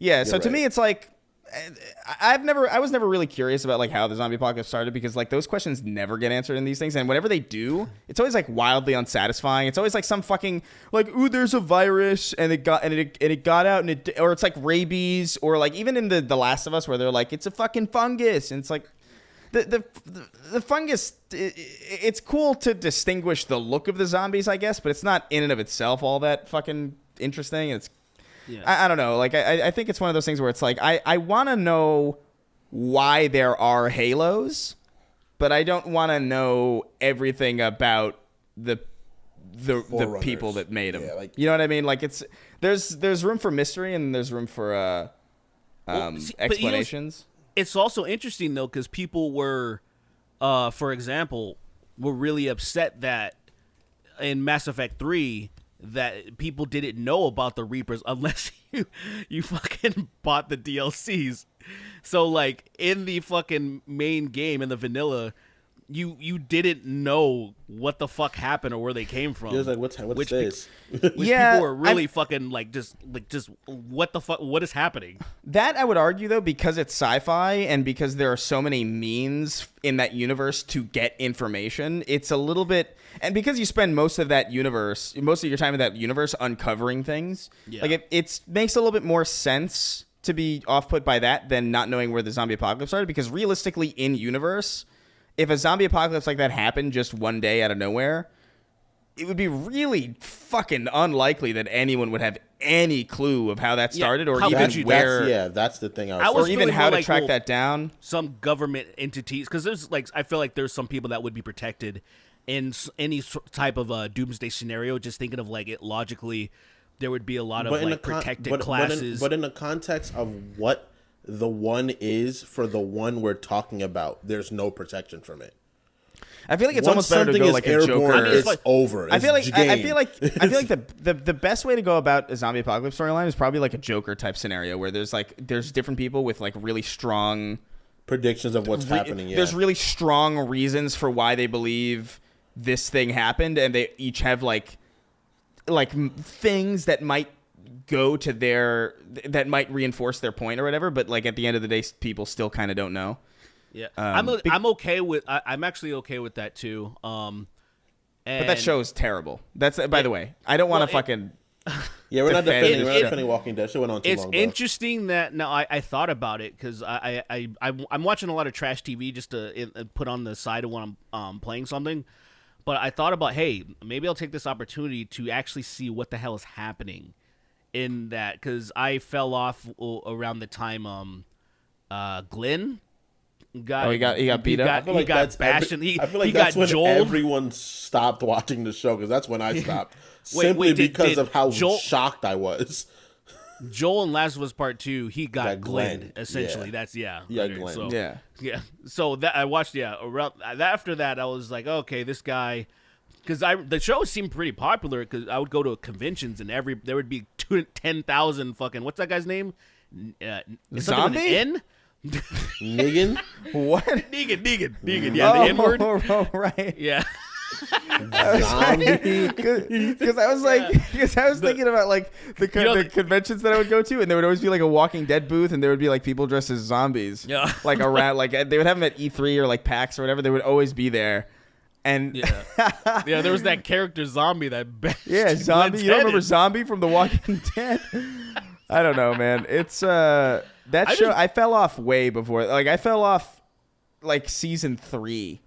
Like after The Farm, because I was like, man, we spent the whole fucking season on this stupid farm just to wait for a girl who was in the barn the whole fucking time. The whole time, that piece of shit never said anything. Yeah, and then season 3 starts, and it's just not very good, and you're just like, I can't. Is that the prison? I don't remember. Yeah, it's the prison. Yeah, and it's like I don't care enough about this to continue. Like I like the first season was good. You know, it wasn't amazing. It was fine. It was very good. There was nothing that bad about it. Nothing particularly wrong. What the hell are you laughing at? What are you giggling at? You're like a little fucking Kirby schoolgirl. What are you doing? No, nothing, dude. What's up? Talk your shit, bro. Talk your shit. What are you laughing at? You saw some bullshit. I What'd you saw see? some wild shit. I'm sorry. Talk your shit for real. What's your opinion? It's not very good, is the point. Yeah, it's. I mean, it's obviously how. It's not good enough to fucking watch for fucking however many seasons. What is it, like season? It's been over 13? 10. It's been over 10. Yeah, it's definitely over 10 seasons. What makes me so upset about Last of the Walking Dead is I feel like I swear to God they said it's ending like 3 times. I swear to God, if like it's been like at least 8 times. I think like legitimately, the final season, I'm like, it's let's ending. go. I think legitimately it's ending next year. I just wonder who the fuck's still on the show. Because even Rick's gone, isn't he? Rick's gone and Michonne. Michonne's gone. Glenn's gone. Oh, Michonne's gone? Yeah, I think Daryl's Daryl's gone for a while. Daryl's the only one. That's hilarious. Oh my, he's still on the show. I think it's only Daryl, yeah. Bro, that makes sense. Like a lot of people still liked there's probably a big southern draw to the show cuz of Daryl, like, he brings that. It was like remember when Duck Dynasty was a thing? Bro, there's a Duck Dynasty video game. Bro, what is that game? What do you do in Duck Dynasty? Wait, you want to play? You guys want to do a Duck Dynasty stream? No, I don't. I kind of do. I don't. I absolutely don't want to stream Duck Dynasty. I want to see if there's footage I played through on YouTube. Duck Dynasty video game. I remember this for some reason. What do? Do you just just smoke meth and shoot ducks? I don't understand. Was this? I think this might have been. Shoot ducks. I could be wrong, but I feel like this was a game that fucking Total Biscuit talked about. Like, it was like one of the last games he talked about. Oh, wow. Which is like ages ago. I could be wrong, though. That's it could be entirely in my head. Duck Dynasty full game walkthrough. It's about 4.5 hours. What the fuck is this? This is insane that he's fucking quick scoping trouts. Yo, what the fuck? There's hit markers. Oh my God. Yeah, I gotta say the graphics are a little better than I thought they were gonna be. I'll be honest. I mean, I thought the graphics were gonna look like fucking. Did you see that? Did you see that fucking Fast and Furious game that? You remember that shit? The one that came out in 2000, it looked like 2019. Yeah. It looked like it was made in 2007. Bro, I don't know how they released that game for real. They got stealth sections. Oh, they got, dude. That's actually. Bro, oh, look at the puppy. This looks so fucking shit. It's insane. Well, the thing is, it's like it looks better than it should, but also this does look like I could make something that look like this for sure. Dude, he's like this running is like Unity. fucking old school Rockstar. He's running like fucking GTA 3 or 4. I'm like watching this dude run, and his legs are wide, and he's doing that skippy run. You remember that fucking run from like GTA, yeah, from like the every old video GTAs? game? Yeah, I guess around that era. Oh my god! Oh Lord! We got questions, right? Let's just answer let's get to the questions. Let's get to the questions. Dude. No more Duck Dynasty. Dynasty. Stop letting us talk. We gotta get on a range because this shit's getting out of hand, man. I'm fucking. I'm already half. You think there's a porn?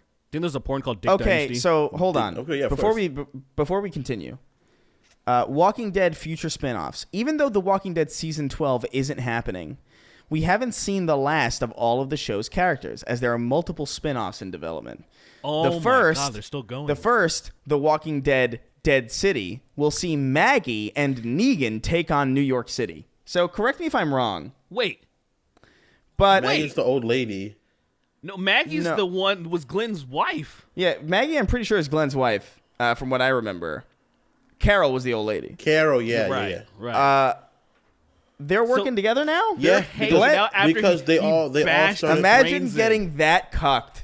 That like your wife watches you get your eye blown out of your own head, and then she goes on little fucking spin-off adventures with the guy who killed you. That is rest in fucking sadness. Rest in Glenn. piss, pussy. Rest in piss, pussy. You shouldn't have fucking died. Crazy. Shouldn't have died like that, pussy. Rest Dumbass. in piss. I literally don't. That makes. Now I really want to watch this series to see how are they coexisting at all. The idea is going to be some bullshit like the greatest enemy. We have to work together. It's like, I understand working together, but that motherfucker flattened my husband's head. He 2D'd my husband's head, bro. I can't fucking do that. He killed the only thing she cares about in this apocalyptic world. It's survival, dude. Well, they had a kid too. They had a kid too. She was pregnant. So I'm just like this. Bro, this is so fucking. But the series is getting the most attention is The Walking Dead: Dead City, which will team up the unlikely duo of Maggie and Negan. Dude, is this like Frieza and Goku fucking working together? This is. I mean, I guess it's on the same level. First of all, why would you go to New York City in a situation like this? What? Yeah, that seems way worse. There's nothing. Wait, they're going from Georgia to New York. That's not even hard. That's not even a hard thing to do. But it's just I feel like it is in the apocalypse. Well, I feel like there's so much like why New York? Like look, guys, I'm gonna be real with you, right? New York's a great place to go. Maybe now, if you don't mind the smell of ass in the air. But like, in a situation where for every dead person, there is a monster to eat you. There is no reason to go to New York. New York is like where it happens. You got if you have family in New York City, when that shit happens, you got to understand your family's dead. Yeah, of course. Yeah. You're like, oh, they're gone. That's it. All 98 of my cousins are dead. I'm fine with that. I'm fine with that. Like, I gotta go on. New York is turned into fucking fucking Vermintide. New York looks gone. Like the Upside Down. Like, that place is ruined. You can't go there. Like, it's even upstate. I would be like, my grandma's gone. Like, I can't go save her. Like, there's nothing there anymore. Yeah. Even here, I feel like going to Cuba is like a good idea. Yeah, they should have went to Savannah. They should have went to fucking Savannah and sailed. Like, why fucking, like, if you're in Georgia, go to the coast and leave the mainland. You'll probably find an island, just chill there for the rest of time. Yeah, this chill there, learn how to fish. That's it. And just be like, well, I'm never going to see people again. That's it. I just hope Negan blows her back out. And then, like, after he busts, he just smashes her head, too. That's the last. That's the series finale. That's the series. That's the pilot. I don't. He fucks her. He fucks the shit out of her. Leaves her like Adriana Chechik, and then gets Lucille back. Both her eyes come out. All right, we gotta fucking go.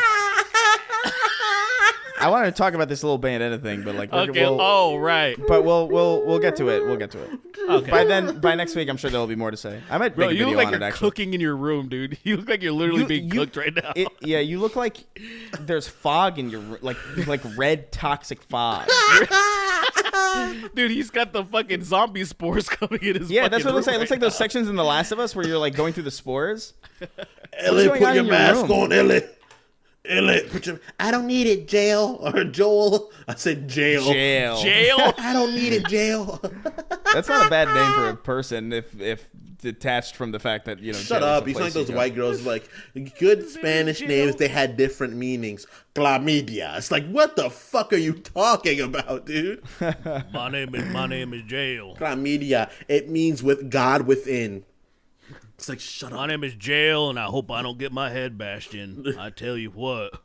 I'll tell you what. All right, let's get to the fucking questions. Arkbuster wrote in. He says, "Greetings, Miles Morales that gave up, Howard Jones, the European Gigolo, and iDubbbz plus Steve Smith from American Dad." Cool. Wow. That's all of us there, and thank you. Way to go. Ouch. I won't be reading the rest of your question, Arkbuster, because you hurt me. You hurt my feelings, therefore you should. Emmett Daly wrote in. No. If you can master any fictional weapon or non-fictional, which would it be? Avoid vehicles or firearms because they're too easy? Wait, what? Well, no, you can't do that. You can't avoid. I'll say vehicles. Yeah, okay. Vehicles aren't weapons, technically speaking. Although, by all means, I've seen people make good use of them. Bro, I saw a video recently in Saudi Arabia where a vehicle was tumbling, and instead of people running, they were looking at it, and I saw an arm flying to the air without a person attached to it. That's pretty cool. That'll happen. Yeah. Why are you watching Saudi Arabian snuff films? Don't worry about me. Compensating for Live Leak being gone? Hey, bro, I need my fix still, right? Yeah. I'm recovering, but I'm not cured yet. Remember how you said? Not cured. Remember how you said you don't do that anymore? Remember No, that? I don't. It's just Twitter's fuck, dude. No, it's It's I've because never came It's across because death no, on dude. It's Twitter because like the shit I like on Twitter in general is already pretty zany. So they're just like, here's Zany. here's hood fights, and I'm like, all right, that was kind of funny. That guy got kicked in the back of the head. That's kind of funny. Then next thing you know, it's like, man in Taiwan turned into missile, and it's like, what the fuck? I feel like you're. And then I have to not interested. I have to be like, I'm not interested in that. I can't see that every day. It's still your fault. was it Avoid John vehicles or Cena? firearms. They're too easy. Thanks for the laughs during RPG grinds and accompanying me on long drives between Houston and Dallas, 4 to 6 hours. Well, thank you for your support, Your my patronage, guy. my friend. Hell yeah. Your patronage means the fucking world to us. help me live. You help us all. But, man, mastering any weapon, fictional or non-fictional, I feel like fictional is obviously the way to go. Like, who the fuck cares if you could master a fucking AK-47 if you could just bring a Gallahorn up? I want the new Lancer and Gears. Oh, that The thing? new one? Yeah. Yeah, the new one's sexy, bro. What's the difference between the new one and the old one? It looks The different. old one's the old one's just like a bayonet at the end, essentially. Oh, the normal. So just the Lancer. Well, yeah, but there's the retro Lancer is the one with the retro Lancer. with the blade. Yeah. Yeah, but yeah, just the Lancer. Yeah, I just want that thing because it's so stupid. And That is a fucking cool gun. Like I've seen replicas of that gun many times, and I've thought to I've really wrestled with whether or Just not I having want to buy it because it just looks so damn ridiculous that The you Lance can't is a help sexy it. weapon, bro. You can't smile. You can't help but smile when you see it. It is just I like just one of like those that like there's- what a joyful weapon this is. It's a sexy It's ass like weapon, others. bro. I'm just like, where do you put the gas in it? Because it's like it there's exhaust coming out of it. Like this Yeah, is yeah. electric. And It I is just such love an it. insane. It is such a baffle. It is an insane weapon. Like that weapon could only exist in a video game. I actually think it's too ridiculous for anime. Even Really? like it is such an absurd premise. Like I mean, like I guess you have Chainsaw Man in anime, which is like even more ridiculous. But that's ridiculous in a way that like is so absurd that could only be an anime. You know what I mean? But like a gun, just some big beefy guy who's just a person carrying around a gun with a gas can in it with chainsaw bayonet that doesn't fully make sense. Even just the way it's built. Like it is so damn cool. I love it, Like bro. chainsawing through people in that game is still satisfying. I was playing with iBlind recently. We were doing Horde. Hell yeah. Split screen because remember when you could do that? And it was dope as hell. I remember, man, that is a fun weapon. I don't fault you for the Lancer. That's a good one. We're by the way, we're gonna break your fucking rule on no firearms. You're insane. I need it. Yeah, it's too good. I would say, man, I'm thinking for some reason what's on my mind is that hammer or not the hammer, the fucking axe from God of War. Ooh. Oh, the Leviathan Leviathan. axe? That's really good. I feel like the be Leviathan nuts. axe is pretty damn Just- cool.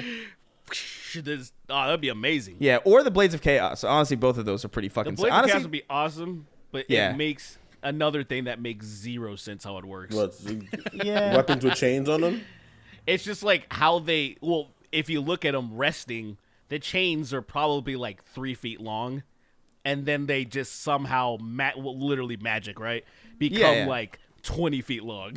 And they're just I'm like and then I'm like, where is it coming from? I love it. I don't give a shit. I don't need it to make sense, but I just at least the axe is just all right. It's just you can summon it back and forth and it can freeze shit. That's pretty cool. I think I would pick that. I think that's the coolest one. That's a good choice, actually. Especially because it's like doubles. I think the Blades of Chaos. I'll go Blades of Chaos because they function as a grappling hook, also. Yeah. So like that would bring me all the joy that I would need. I mean, man, I can't wait to beat up some freaking elves in the Ragnarok. I can't wait to fight that little black girl. I'm gonna kill that little black girl in God of War. Damn. You didn't see the little black girl? Little black girl in God of War. You didn't notice her? I look so weird right now. I look so weird on the camera. You look like you're baking. I look like I don't know. There you go. It's better. Thank God. What character are you talking about? There's a little black girl in God of War. You haven't seen her? The young black girl? Yeah, she's a giant. She's a giant. I thought she was the mother of monsters. She's some shit. I can't wait to kill her. She's a giant. I'm sure of it. All right. What's your answer? Oh, I don't know. Either like Virgil's Yamato, so I can teleport places and like cut space, or Excalibur. So I can take over the UK by right. It'd be mine. That's so stupid. By right, it'd be mine. It's just mine now. I do like the Yamato. I do like that because I would just walk into banks, just take all of their money. What I would with Excalibur. Excalibur, yeah, it'd be the UK would be mine. By right, I am the king. You have to give me this. The king doesn't hold power though anymore, bro. No, but I take over the royal family because I'm the one that holds Excalibur. If he slew King Charles, I think he would have power. I think something would just happen. Like I think it still works that way or something. I'll be like, hey, look, this is it. Let me have mine. This is mine now. You fucking try to kill King Charles. No, I wouldn't try. He blocks it with his sausage fingers. No, he would simply snaps the blade in half with his fucking huge hands. Excalibur, bro. No, dude. He'd be like, have stop. You seen those fingers? And I would just those fingers would stop anything. Nah, man, it's a magical weapon, bro. They'd be like, "Oh shit, Kingston!" Could you imagine how fucking weird that'd be? They'd be like, Kingston's the rightful heir to Arthur's kingdom, bro." You're underestimating King Charles, man. Kingston. I'd be the king. King Kingston. I'd sit on my throne and I'd get real gaunt. I'd get real gaunt. You immediately like start speaking British. Would you like? Does your accent change? Are you like all posh now? I just start saying the N-word vapidly though, and making everybody uncomfortable inside of the fucking the mess hall and shit. All right. Do you start rapping like this? This how you sound now? Anyone that raps like that gets beheaded. That's it. No more British drill. Anyone who's caught rapping this way shall face the king's judgment. I'm just sitting on my throne. I'm trying to think of other like insane. Like I think or a lightsaber. Obviously, lightsabers are fucking cool. The lightsabers without the force though is kind of useless. I mean, it's still an ultra deadly weapon, but yeah, it's not as useful. Yeah, I would say like if the scarab gun was real, whew. Or like Tony Stark's armor, I guess, or like that's not a weapon. What? If he's gonna say avoid vehicles, then like I have to assume he also means like armor. But Mjolnir, I guess. Oh, the hammer? Yeah. That'd be cool. Yeah, I thought about that when I thought about the axe. Because they're basically the fucking same. Yeah. But all right, let's move on. Emmett Daly wrote knees. His knees. Yeah, he's got strong ass knees to be fucking falling from that high and leaping that high up. I'd want his arms, I think, because I'd want to be able to web swing. I want his knees. I want his only. Ass. He's got a fucking fat ass, bro. Truth. I want Emmett Daly wrote in. Ass. Emmett Daly wrote in. Hey guys, simple question. Who was your number one crush in video games or shows/movies as a kid? Love you boys. Been following from the start because I needed a new Sleepy Cast substitute. Keep up the good work. Nice. High praise. I love really that. Appreciate that. We get those comparisons a lot, and I always feel they're very undeserved because Sleepy Cabin is such a fucking insane show. I would love a chance for us to all sit around just to shit. Like if they somehow got Sleepy Cast back. Somehow that would be reformed, amazing. And it was all like 9 of us just sitting around shooting the shit. That would be an amazing. Not to mention we're friends with most of Sleepy Cast, which is insane. Or all of it, get actually. No, we know all of them, right? Yeah, we know all of them. I think you're overdue. I think we're overdue because you had Zach in episode 0, right? Yeah, he was like the first guest. We should. You know what? That'll happen. Hell yeah. Yeah. But yeah, fucking the number one crushing the number one crush. Oh, Kimberly the Pink was Ranger. The Pink Dude, Ranger. Yeah. I have a video on my. I was rewatching Power Rangers in 2018, and there is a shot that is specifically like it was like perverse. Basically, they're like looking around. Kimberly's wearing just the crop top and these tattered jean shorts, and like it's angled directly. She's in front. She's not the leader, right? But it's angled. I was like, they know exactly what they're doing. I love this. Thank you so much, Saban, and whoever the fuck else shot this American shit. You know, it was. look That's like a good that choice. You what? The screen looks so different. Nothing. Continue.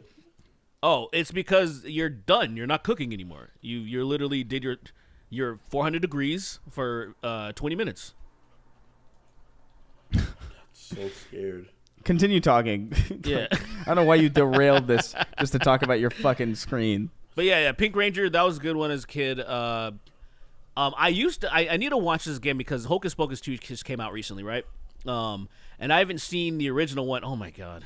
I haven't seen the original one in like since I was a kid, but I remember Sarah Jessica Parker in that movie looking like bomb, but I need to watch it again and see if that's like true or if I was just a dumb kid that fell for she's singing that like seductive song about, you know, stealing kids and doing God knows what with them, you know. I mean, as an adult, the context is kind of weird in that movie. I think they were just stealing kids and trafficking them or something. Yeah, you know, it happens. It happens from time to time. Dude. It's not my problem. But yeah, man, I don't know. There's a couple that I remember. Like, I think specifically the one that sticks out to me is Black Cat from Spider-Man the Animated Series. I remember that very, very vividly. Yeah, because that was unreal. That was like ridiculous. Still is. But it was just specifically supposed to be video games. I forgot. What was the it's just like movies or television and video games. Like it's okay. It's pretty much anything. Okay. I don't know. It was difficult for me to. I don't think I had crushes on real people when I was like a child. You know what I mean? Like, because I was just like, I don't even understand what that means. But like, yeah. I knew what whoever the fuck was drawing Black Cat was doing a good thing. Yeah, that's all. The culture. It was good. But when I was like a really little kid, the first real human crush that I had was the girl from Spy Kids, the sister. For whatever reason, I remember her. Yeah, Alexa Vega or whatever. And I just looked her up. It's hilarious. You know, she has kids now, and you know what? One of her kids' names is unironic. I'm not even joking. Her son's name is Kingston James Vega, which is hilarious. Terrible. That's terrible. Isn't that crazy? Poor kid. That's weird. Yeah. Poor kid, bro. And you know what? I feel justified in that, by the way, because like she was in Machete Kills, and you know what? She's still attractive. She's still attractive young lass. Not bad at all. There you go. That was the first one. Yeah, that was the first real human. That was the first real human person. Right. Yeah, because video like stuff like because there's Chun-Li, and specifically I was mesmerized because I was a huge wrestling fan. So Armika in Street Fighter Alpha 3 was like ridiculous because Chun-Li's thighs was already a thing, but then they just brought in Armika and titties, bro. Now for me it was Cammy like the whole time. Cammy was always cool. I liked Cammy, but there was something about. I just know nothing against the Brits, man. Just whenever like I heard her speak in like the animated movie, I was like, ugh. I was just like, I think so out of focus. I didn't watch the animated. It doesn't matter. I watched all of it. The only thing I would recommend is you just watching just Vega versus Chun-Li. That's it. Dude, they showed titties in that thing, man. Well, in the. What? There's a non-censored version. What? There's a non-censored version where she's showering and stuff, and then they show her titties. I didn't even know that. Where would I find that? Well, they have an American version because like the movie came out in America. There's no titties in that version. That's crazy. I'm not looking that up right now. No, No, it's But crazy. I I would remember recommend- seeing it and showing her titties, and I was like, "Those are her tits." I didn't remember seeing. If you them. saw it as you probably didn't see it as a kid because they trust me. I was a Street Fighter mark. They didn't have the version in America, because they had it show in America as well. So you had to get like an unrated version or whatever if you wanted to see actual tits or whatever. 'Cause I remember watching it recently. Like I remember seeing the scene recently, and it showed her titties, and I was like, Yeah, I've if you seen saw this it recently, movie it's a dozen times. I never saw her titties. Look, he's watching right now. but that's exactly what What? I'm talking about. They didn't have. That's great. I love that. That's wonderful. I've seen it on like cable TV. I saw it. I also have an old anniversary edition of Street Fighter. I forgot which. They just had the 25th, so this must have been 15 or whatever the fuck it was. And then they had that movie on it as well, and they didn't have the tits on that version. I was pissed off because I'm like, bro, this is like, what are you doing to me? That's all I wanted to see. I didn't even care about watching the movie. Just gonna delete this from my history real quick. Yeah. Right. Okay. Yeah. It's that vulgar. It's that explicit. Well, no, it's just I don't. Oh, because what you typed in Chun-Li tits or something? I typed in Chun-Li shower uncensored, which took me to a site Hell yeah. that I don't want on my computer. But Generally, that's a good fight though. I highly recommend that fight. Like say if you Whatever. It's I a don't care about that. I know. I got my fill. I got my fill. I'm good. yeah. All right. Anyone else that's listening? Before hit, I'm fine. All right. Yeah. Fair enough. Right. And if you watch Street Fighter 2V, there's a scene where Ryu and Guile have sex. If you're interested, That's in that. sick. Love it. That's my I'm favorite sure scene. I real. mean, nothing. I hate that scene. All right. It's awkward because Guile's an adult and Ryu's 17. Just thought I'd put that out there. That's crazy. Guile is fucking twisting him up. It's a Japanese game though, so he's basically a fucking elder. Oh god, he's 18. Oh my god, you're fucking. You're fucking spoiled goods. You're useless. I like him in You're wheelchairs. useless. I like him ancient. Oh my god, how much trauma have you been through? You're fucking 17. Jesus Christ. What do you have? 8 kids? Sorry. I'm sorry if anybody's from Japan who's listening to this. Nope, I'm not. But we love our Japanese N-words. No, I'm not. That shit's gross. anyway, let's go on. Crash Bandicoot calling Cortex the hard R wrote in. He says, say some off-brand Fallout shit happens, and you wind up surviving the apocalypse in some sort of protected facility. You've woken up by people who survived above ground for centuries later, and it turns out that the facility you're in has perfectly preserved libraries of all recorded music. What's the first song you play over the loudspeakers, and why? I would personally choose 50 and 5 by Hilltop Hoods, just to give the new society a quick rundown on the bullshit and war crimes that have happened. I wouldn't want that. Why would you do that? Why would you just thrust them into being the first sad? song? If I haven't heard music, You wouldn't know. You'd be like, you would just be waking up and you'd be like, oh, whoa. Oh well, then it means nothing because it will have been like a couple Yeah, big or days at max. Let me see if I remember the name. You're woken up by people who have survived above ground centuries later, and it turns out the facility is perfectly preserved. What's the first song? I know. Caramel Dancing. I know. I'm picking. Seventh Chamber by Wu-Tang Clan. I'm gonna pick Caramel Dancing. I would say I Want to Fuck You with the Ass by Out There Brothers. I would say Scott Pilgrim versus the World ruined an entire generation of women. Is that a song? Yes. By whom? She did that. It's I don't remember. Oh my god. It's not very good, by the way. It sucks. Yeah. It's just a cool name. It's just a nice ridiculous. name. It's I by think John Lennon's song "Women Are the N-Word It's by in the World." negative. It's by Negative XP. Negative XP. What the hell? Yeah. It says a lot. That name speaks volumes. Yeah, it does. Yeah. Champion gear that I rock. We'll get your boots knocked, then attack you like a pit, then lock shit down. Shut the hell up. Praise the sound with hardcore. We're giving you more and more. Like I always see Bing. white people playing that song. No, you fucking. You know what I heard? Don't. Shut You know what I up, heard? dude. That's ass. That's You know what I heard for the not first true. time? I'm pretty sure there's a Seth Rogen fucking movie. Like I swear, He I might have, be like, listening to that song, but like that, dude. We live in Cal. I don't know any white Californians that know that song, bro. Fuck, well, there's a movie. I swear, there's a movie with. I just remember seeing like weed and like his ugly face, and then hearing that song. Do you remember Seven you know what's wild? Chambers. Maybe You know it what was I heard for Pineapple Express. Maybe. You know what I heard for the first time recently? What? In a long time? That fucking Linkin Park fucking oh my god, was it P Diddy who did it? Who the fuck did that? Yeah, whatever. The fuck? Fucking was it Jay-Z? Yes. Why would Jay-Z work with Linkin Park? That seems so bizarre. Oh yeah, what is it called? Reanimated or something? They made an album together. If I'm not mistaken. I think did they make a whole album or was it just one song? It was it was a whole album. They did mashups. They were Really? like they did mashups before that shit I think they created that fucking phenomenon. That's actually Encore, that's Encore is like a wild. crazy popular song, dude. That's them. I don't know, It's man. insane. That's a very popular song. It is a very popular song, but I haven't heard it in a long time. It's a very dated Same. song. It's Also. it's more dated for whatever reason than the original version of that song that they're sampling from Linkin Park, or that like obviously that song's based on. It's so very specific to that time. Can I get It's insane. Encore? Do you want more? Crook and Raw with the Brooklyn boss. I won last time. We make some noise. What the hell are you waiting for? So bizarre. Yeah. Yeah, 2005. What the hell are you waiting for? Oh my Yes, god. I remember that. Yeah.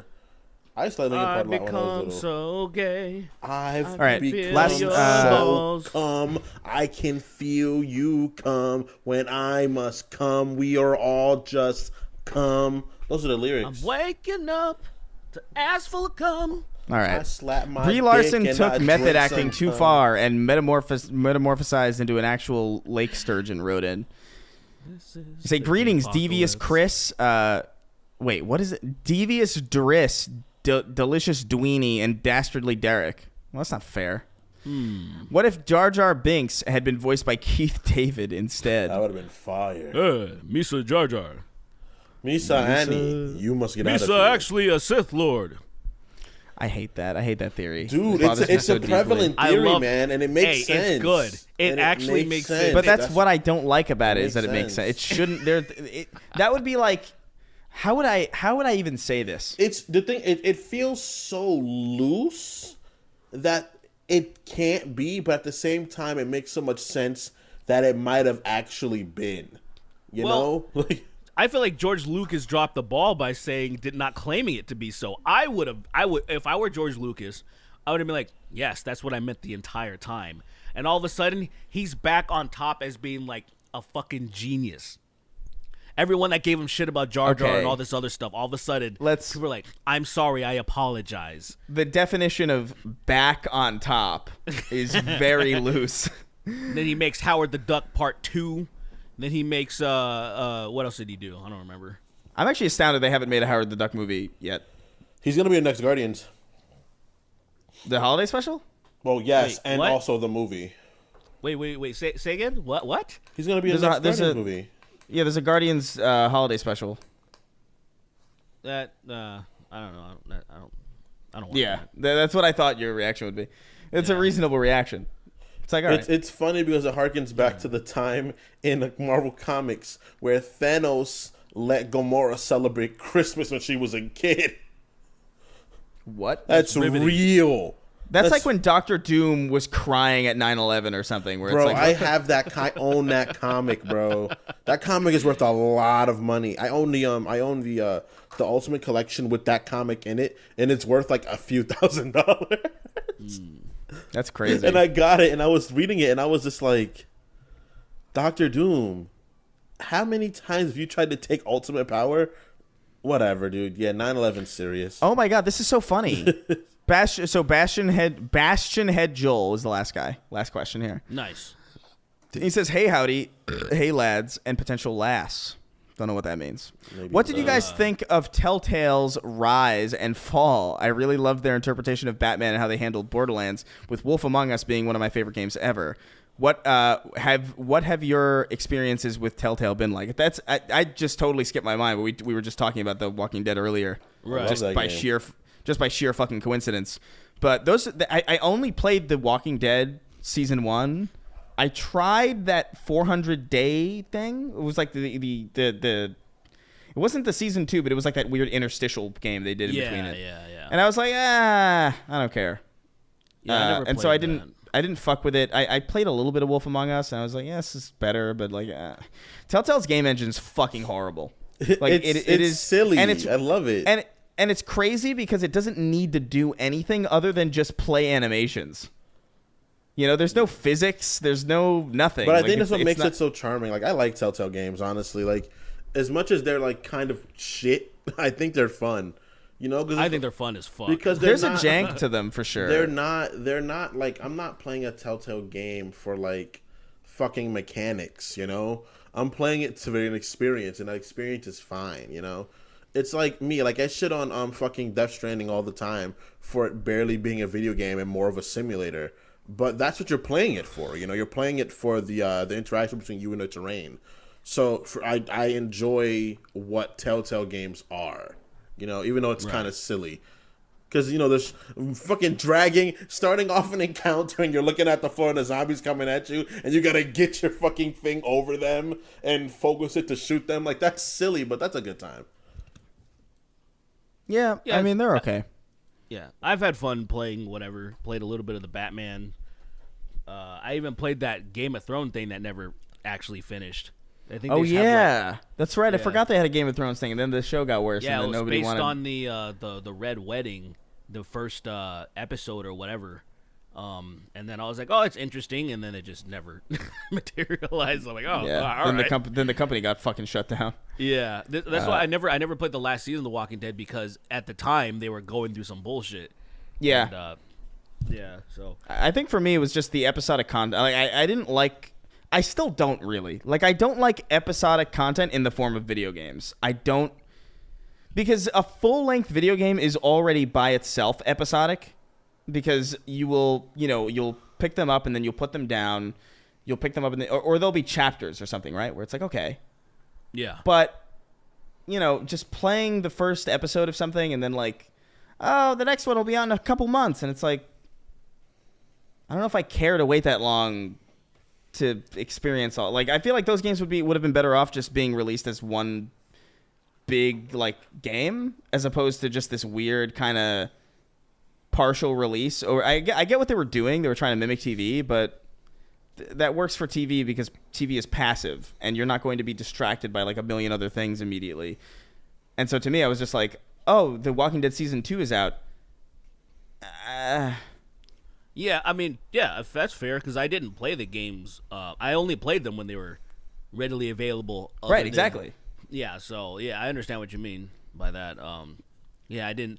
I tried the Batman one, and the reason why I didn't, it wasn't out. It wasn't completely out, and then I was like, fuck this, and I forgot about it. Yeah, you fall off it. You're more likely to fall off of something like that. Yeah, because it isn't enough to keep you enthralled.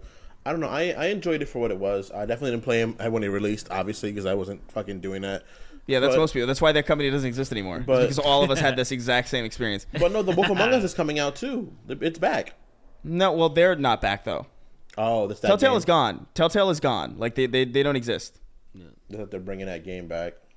They hired some of the original people from Telltale to do that Tales from the Borderlands game that they or like the because they're making a sequel to that.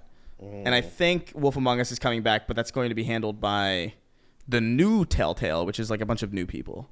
Let me see. I could be wrong, but Telltale Games. Do they have a website? Is it functioning?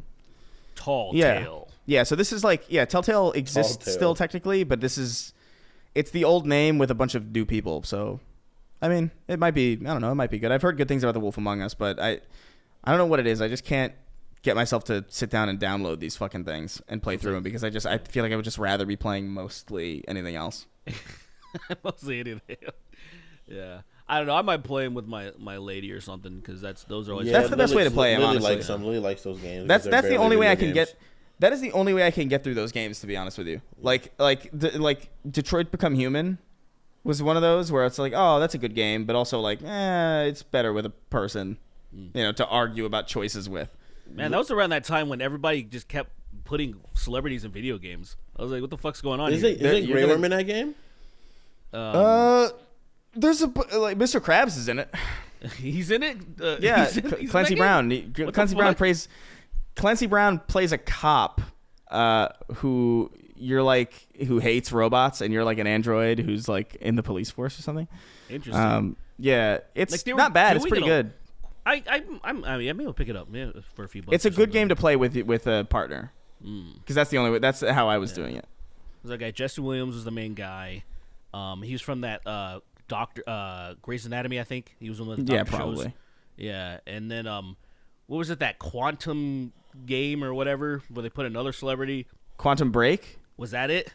That was one of them. Yeah. That was like they were doing this for a minute. Like even Halo 5 Guardians, they put in what's his name? Luke Cage. Yeah. Yeah. Well, I think what's happening. He wasn't it, right? Yeah, it's Mike Coulter's body is Agent Locke. That's that's what it is though. It's like a lot of facial capture and like body capture. So it's like, oh, we might as well just, instead of making a fucking person from scratch and then having them be voiced by somebody, you might as well just scan the person, because it's just easier to animate. It's easier to fucking get all that stuff done.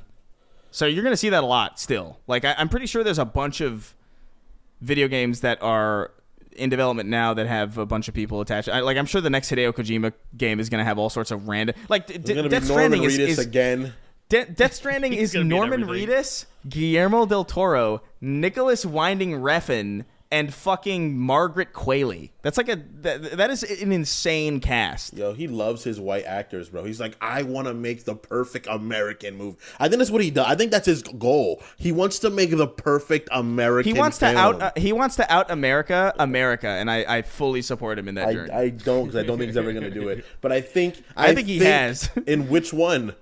The entire original Metal Gear Solid trilogy is better. Is American as fuck. It is insane. I would say 2's the least American, but 3's really American. 2 is wildly American. 2 is wildly like. 2 is wildly that meme-ical. Game ends with a samurai fight in New York City, on top of a Metal Gear, and then you fight a Metal Gear afterwards. That game is so fucking insane. It's about finding out who you are and being yourself, Jack. It's like, yo, Jack. Why haven't we gotten a remaster of these fucking games? Like, isn't that weird? Konami won't let it happen, literally. Konami's coming back, though. Konami is back in, like, they're actually doing things again, which is insane. They're going to be like, look, we would do that, but Kojima would come back, and then he would spend $8 million on recording a song again, and we're not fucking having that. Dude, did you guys hear about that? He spent like $5 million re-recording a song. What song? For a song for freaking 5. Oh, wow. What do you mean? He spent like $5 million re-recording a song because he kept like, I don't like the way the song sounds. Re-record it, and he kept doing it until the point that they were like, yo, dude, look, we get who you are, bro. We get it, but chill. I don't know what they remade up that money with fucking Metal Gear Survive. No, they remade up that money with the pachinko machines. So I can't find anything about this. Palinko machines. Are you sure this is real? I read an article about it. You gotta just look for it, and you will find it. I Google searched Kojima $5 million song, and it's nothing. There's nothing. I'll put it in the chat. I know because Amin sent it to me, and he would know. Kojima maybe expensive song? No, there's nothing. This isn't real. This sounds like a satire thing almost. Maybe it was like a hard drive article or something. That would be hilarious. I mean, the only thing I see is Konami like every year saying, or it's saying Konami is annoyed by Kojima spending too much money. That's all I see. And like every year, it's like articles from like different years of like Konami rolling their eyes at like, hey, bro, I feel like for his for his kind of games, you got to just be like, look, you give him a blank check and be like, look, just don't go overboard, all right? And then he immediately gets Norman Reedus, and you're like, whatever, it better be good, and you just send him out. Yeah, I don't know. All I know is that a remake of a Metal Gear Solid would make particularly one. I think one is very due for a remake. It would make it's crazy to me that one was. One needs it the most. I think 2 and 3 are like perfectly replayable still. Yeah, I think 2 looks rough, but that's fine. But we need one. We need a remake of one. Right. Absolutely. And it would be the so thing good. is, it would be so good. The thing is, like 2 and 3 look like they're from the generations that they're from, but they're also playable. Like they're not like so frustrating that like 1 is. Like, I would be happy if Twin Snakes was more available. Like, it's just a GameCube fucking exclusive, or I guess if you have an emulator, but still. That's the excuse they use as to why they won't remake it, because like, oh, we already did that with Twin Snakes. It's like, all right, we'll put it out again. Which one is Twin Snakes again? Twin Snakes is Twin the Snakes first two, right? Twin Snakes is just it's just 1, isn't it? Yeah, it's just the game. It's just the remake. It's just a remaster on GameCube exclusively. Oh, okay. And it's fucking annoying because I'm like, oh, it looks really good, and who the fuck? It's so funny. It's so funny that we're clamoring for a. It's so funny that we're clamoring for a fucking remake of Metal Gear Solid 1 when it was literally like one of the first remakes ever. Yeah, I know, right? Yeah. That and I remember they remastered Resident Evil 2 on Dreamcast. It was fucking amazing. That was so quick. And that was so quick. Dude, you know how many times remasters of RE4 exist? Bro. Well, that was remastered that game. They remastered that game before remastering. No, they didn't remaster it. They just up-resed it. They up-resed it, ported it, up-resed it again, ported it again, ported it again. No, but that's different. Twin Snakes is like a different game, straight up. Oh, like really? It's not just an up. Yeah, Twin Snakes is not just Metal Gear Solid 1 up-res. They like remade it. Yeah, they did. Yeah, they actually. Yeah, it's a proper remaster. And it looks great for the time. It looks great for the time. I never played. I played official Metal Gear Solid 1, and that one had some of my favorite moments. The fact that Liquid headbutts you was hilarious to me.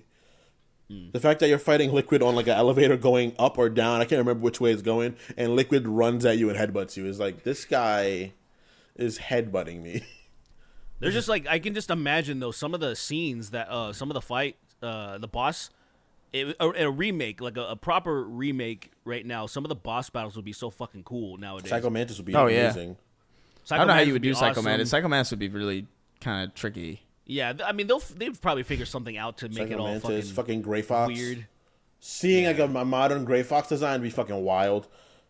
Be cool. I want to fight that big-ass black dude, Raven. Do you remember when they made PT? And they were like, there was like a whole thing about like, the Silent Hills game that game was a teaser of was supposed to have like you would give the game your phone number and like you'd have to give them consent, of course, but there was a thing in that game where if you gave them your phone number, that like you would get harassed basically by the game like while you were playing it to like fuck with you.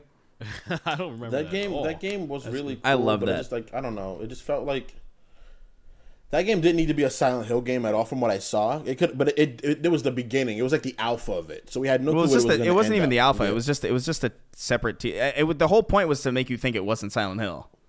Oh, really? Like they did a good job. Because it wasn't called Silent Hill. It was called PT. Yeah. And then like you would beat it, and then at the end you would see Silent Hills because it would be fucking Norman Reedus at the end, and you would be like going into the fucking fog. Right. Okay, I remember that Norman Reedus was a part of it. Okay, I remember. Yeah, and then Norman Reedus. And Jim was like, get him. This episode should just be called we got Norman Reedus to be on the show. We should get him on the show and be like, yo, why does Kojima like you so much? And he'll be like, honestly, I don't know, man. I don't even speak Japanese. I don't know what he's saying. I've never even met the man. He leaves room before I get there. He's just been photoshopped into every. He thinks I'm actually what's his name in Walking Dead? He thinks I'm actually fucking Daryl. Yeah, he actually thinks he's Daryl. Like, Daryl, you're so cool. No, he doesn't. How did you survive? I've never seen him before. How did you survive? He in fact leaves the room when I walk in on every time. I've seen him in passing. Never talked to him once. The Walking Dead is a documentary about the real past. He's like just enamored. Like, please share your story with me. And he's like, how'd you make it so far? It's like, what are you talking about? I don't know what to tell you, man. My name is Norman Reedus. I'm an actor. I've been an actor for at least 30 years. I don't know. You know he was in Blade 2? Norman Reedus, yeah. Wait, what? You knew that? He plays the Blades. Okay, never mind. never mind.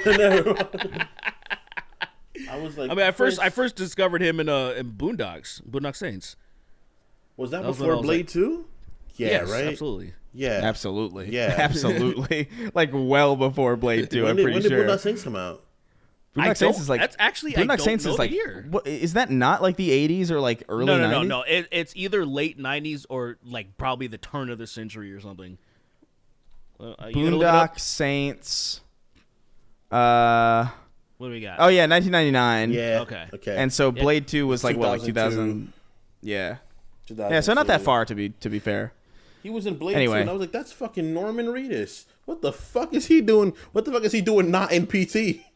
Yeah, and fucking Chris and Christopherson. not in PT. Why are you not in PT? Was it Triple H in one of those movies? He was in a third one one. of the Blades. Triple H is in all of them. He's in a He's third in one. all- Triple H has actually, you know that fat fucking ginger kid with the glasses that's an extra in every single movie? No, but continue. You've never seen that guy? You know what I'm talking about, Derek. He has like no like facial hair. Are you talking about that guy? Yeah, he's like a baby looking like fat ginger guy with big glasses and like red short curly hair. He's like been an extra in everything. If you look up like the most famous extra, there'll be just video compilations of him in everything. He's in Spider-Man, he's in fucking like The Office, he's in like He's got a bag. He's got a bag, bro. He's in 310 to Yuma or some like fucking just like insane, just like movies where it doesn't make sense. He's got a bag on him for sure, though. If he's been in that many things, you know. It's crazy. You know what's wild? He probably is very poor. He's probably very poor or very man, well off. SAG-AFTRA don't pay that much, man. Yeah, world's greatest extra. Yeah, he's in fucking My Name Is Earl, Bones. You know The New the Adventures most. of Old Christine. You know the most. 17 again. The Social Network. Spider-Man. George Lopez. Reno 911. American Pie. NCIS. Grounded for Life. Grounded for Life. He's an American staple, technically, based on all the shit he's been OC. into. Yeah, I don't know who the fuck this guy is. You know who was voted the about most that. prolific voice actor of all time? The guy that does Spike Spiegel voice. He's like the most prolific. Oh, Steve voice. Blum. Yeah, he's like the most prolific of all time. Well, no. He- well, prolific? What do you mean? Like he's there is a he's the most Spider-Man, notable voice actor of all time. Male voice actor of all time probably is him. It's crazy. Ah, The guy you have probably has the guy you're thinking about probably has the most roles because he does D. Bradley the Baker animals. D. Bradley Baker by a considerable metric is Steve Bradley Baker does animal sounds. They don't even record animals. They record him. That blows my mind. He's taking work from like tigers and elephants and shit. That's kind of fucked up, honestly, man. Oh well, it's not my fight. It's not my cross. I'm not my cross to I'm bear. not gonna fight for these fucking animals. This guy's making out with some blonde, and he actually like looks like he actually knows how to like make a kiss. So that's pretty crazy. Why are you staring at his lips like that? Why you lick your lips down? That's all you. I'm looking at both of them, and he's not just awkwardly like. You ever seen like an Oh, awkward fuck, where he's they're like dead. fumbling and shit? Oh, No he's way. dead? No, he's not. No, he's not. Jesse Hyman. What Wait, an is that- unfortunate last name too. Yeah, that's poor guy. Hyman broke. Oh my god. Oh no, he's not dead. Never mind. Yeah, I was like, there's nothing that says he is. So I just saw a thing that said he was. It was just like some joke. I don't know why would somebody just lie about somebody being dead? I wonder, Because Chris. that's the internet. Anyway, let's 4chan, remember let's 4chan, Chris? let's get out of here. Yeah. This episode was a get outta fucking here. disaster. All right. It's fine. Rand- If you like what you heard today, consider supporting us over at patreon.com/the Snark Tank. We've got a higher tier, $25, that they get a credit at the end. So I'm going to go ahead and fucking read all those. I'm sure they're going to be very fun to fucking read. yeah. Count me down. 3, 2, 1. Your most alcoholic fan by far. The superstitious reincarnation of white Tom Sweeney. Stop. Cum Man, the man of cum. Indie Butterknife, the Bren word. Derek, please wake up. Andrew Tate's tasty taint. Tom Sweeney's crippling porn addiction. Parentheses, it's all Star Wars vor. It's a lot. A lot of it is, though. Star Wars. You missed pretty good. Stinky. 3XO learning Just his Stinky? father is a flat earther and his dad not wanting to listen to an explanation of the earth being round. The milkman that looks like Chris returns, and I've come for my son. Sweeney, quickly. There's a Twitter account called Sweeney's Guide. Go there and scan the code to see a video, not a scam. Rectal lacerator. Emojis going like this.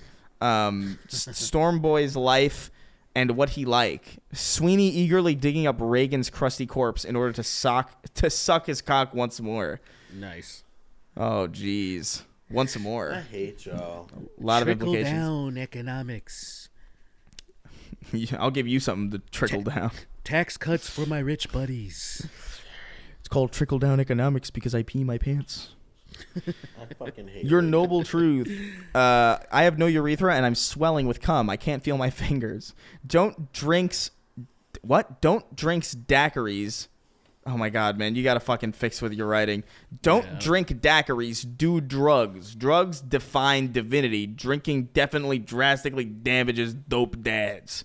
Call her Little Caesars the way her pussy hot and ready. Elsie Bray's pyramid scheme, aka Drip MH. Nancy Pelosi killing a Palestinian with her massive tits. Obi won't you blow me. God, why did I move to this swampland? God, I moved to Florida, save me. Never mind, Sweeney, I just realized you have swamp ass. I'm coming for Chris's butt instead. XOXO, Big Papa Shaq. Kremlin the Gremlin, Binkus Stinkus, the man uppercutting 9/11 jumpers before they hit the ground. Jay, Mitch McConnell's tortoiseshell, All's the Wall. Hi, I'm Mega Man X8 guy, and no joke, 2099 is my favorite Spider-Man. I'm serious here.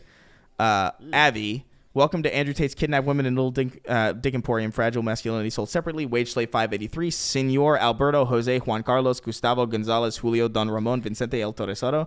I Feel Gay, Fuck You. Dead Inside, the Papini Brothers Emporium with bullet-filled uncles and pepperoni pizza gliders. Skrinkus. Hey guys, I just got a new dog. Can everyone say hello to Zumba for me? Your dog's not new anymore, my guy. You gotta change that, bro. You should say my dog is still here.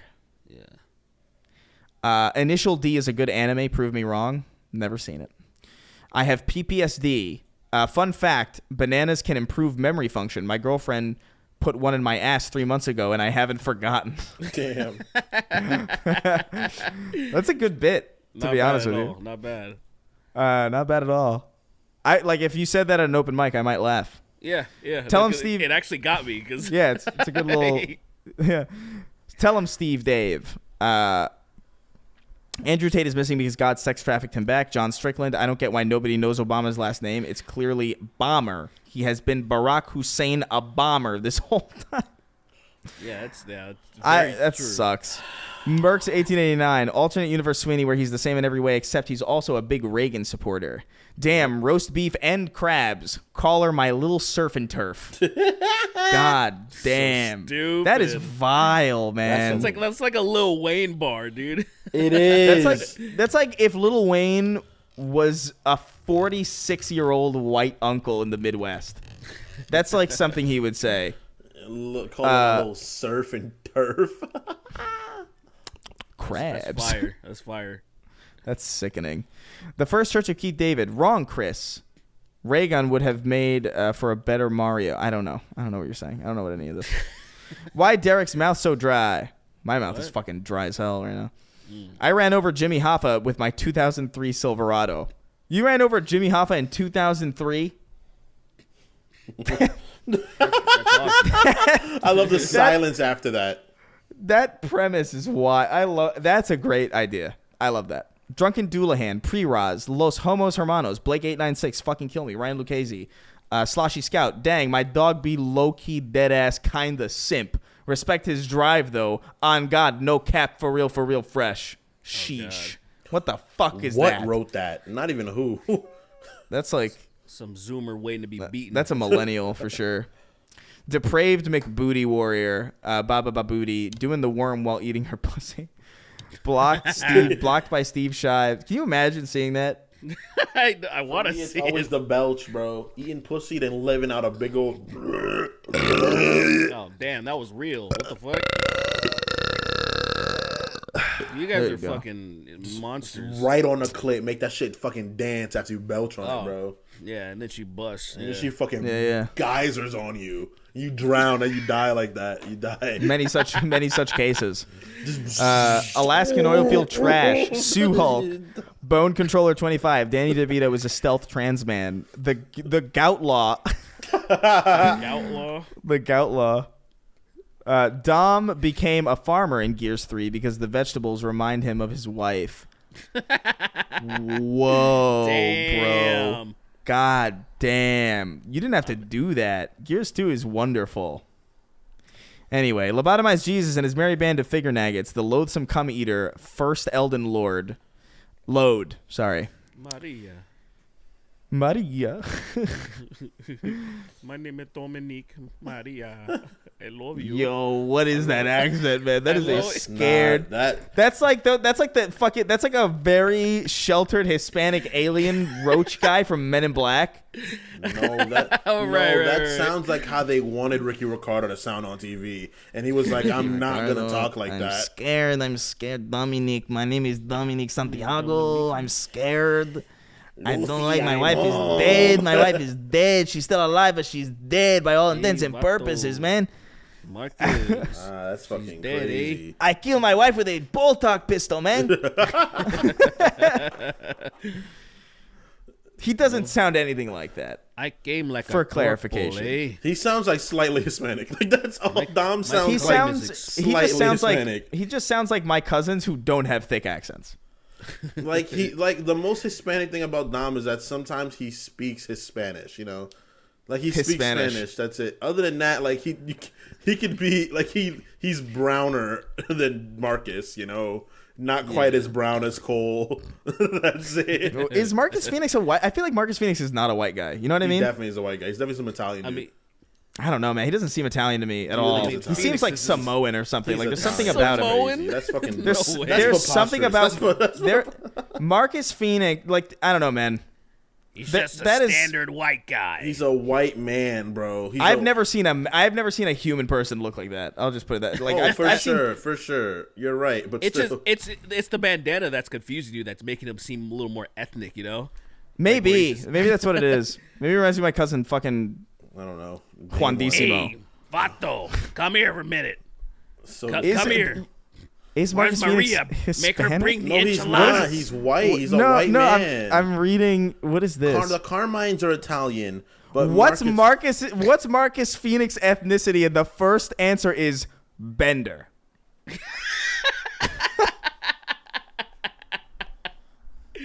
He's of the Bender race. Can we please continue? Let's just end this episode. We could Google this afterwards. I'm a future robot, Dom. Bet you didn't know that.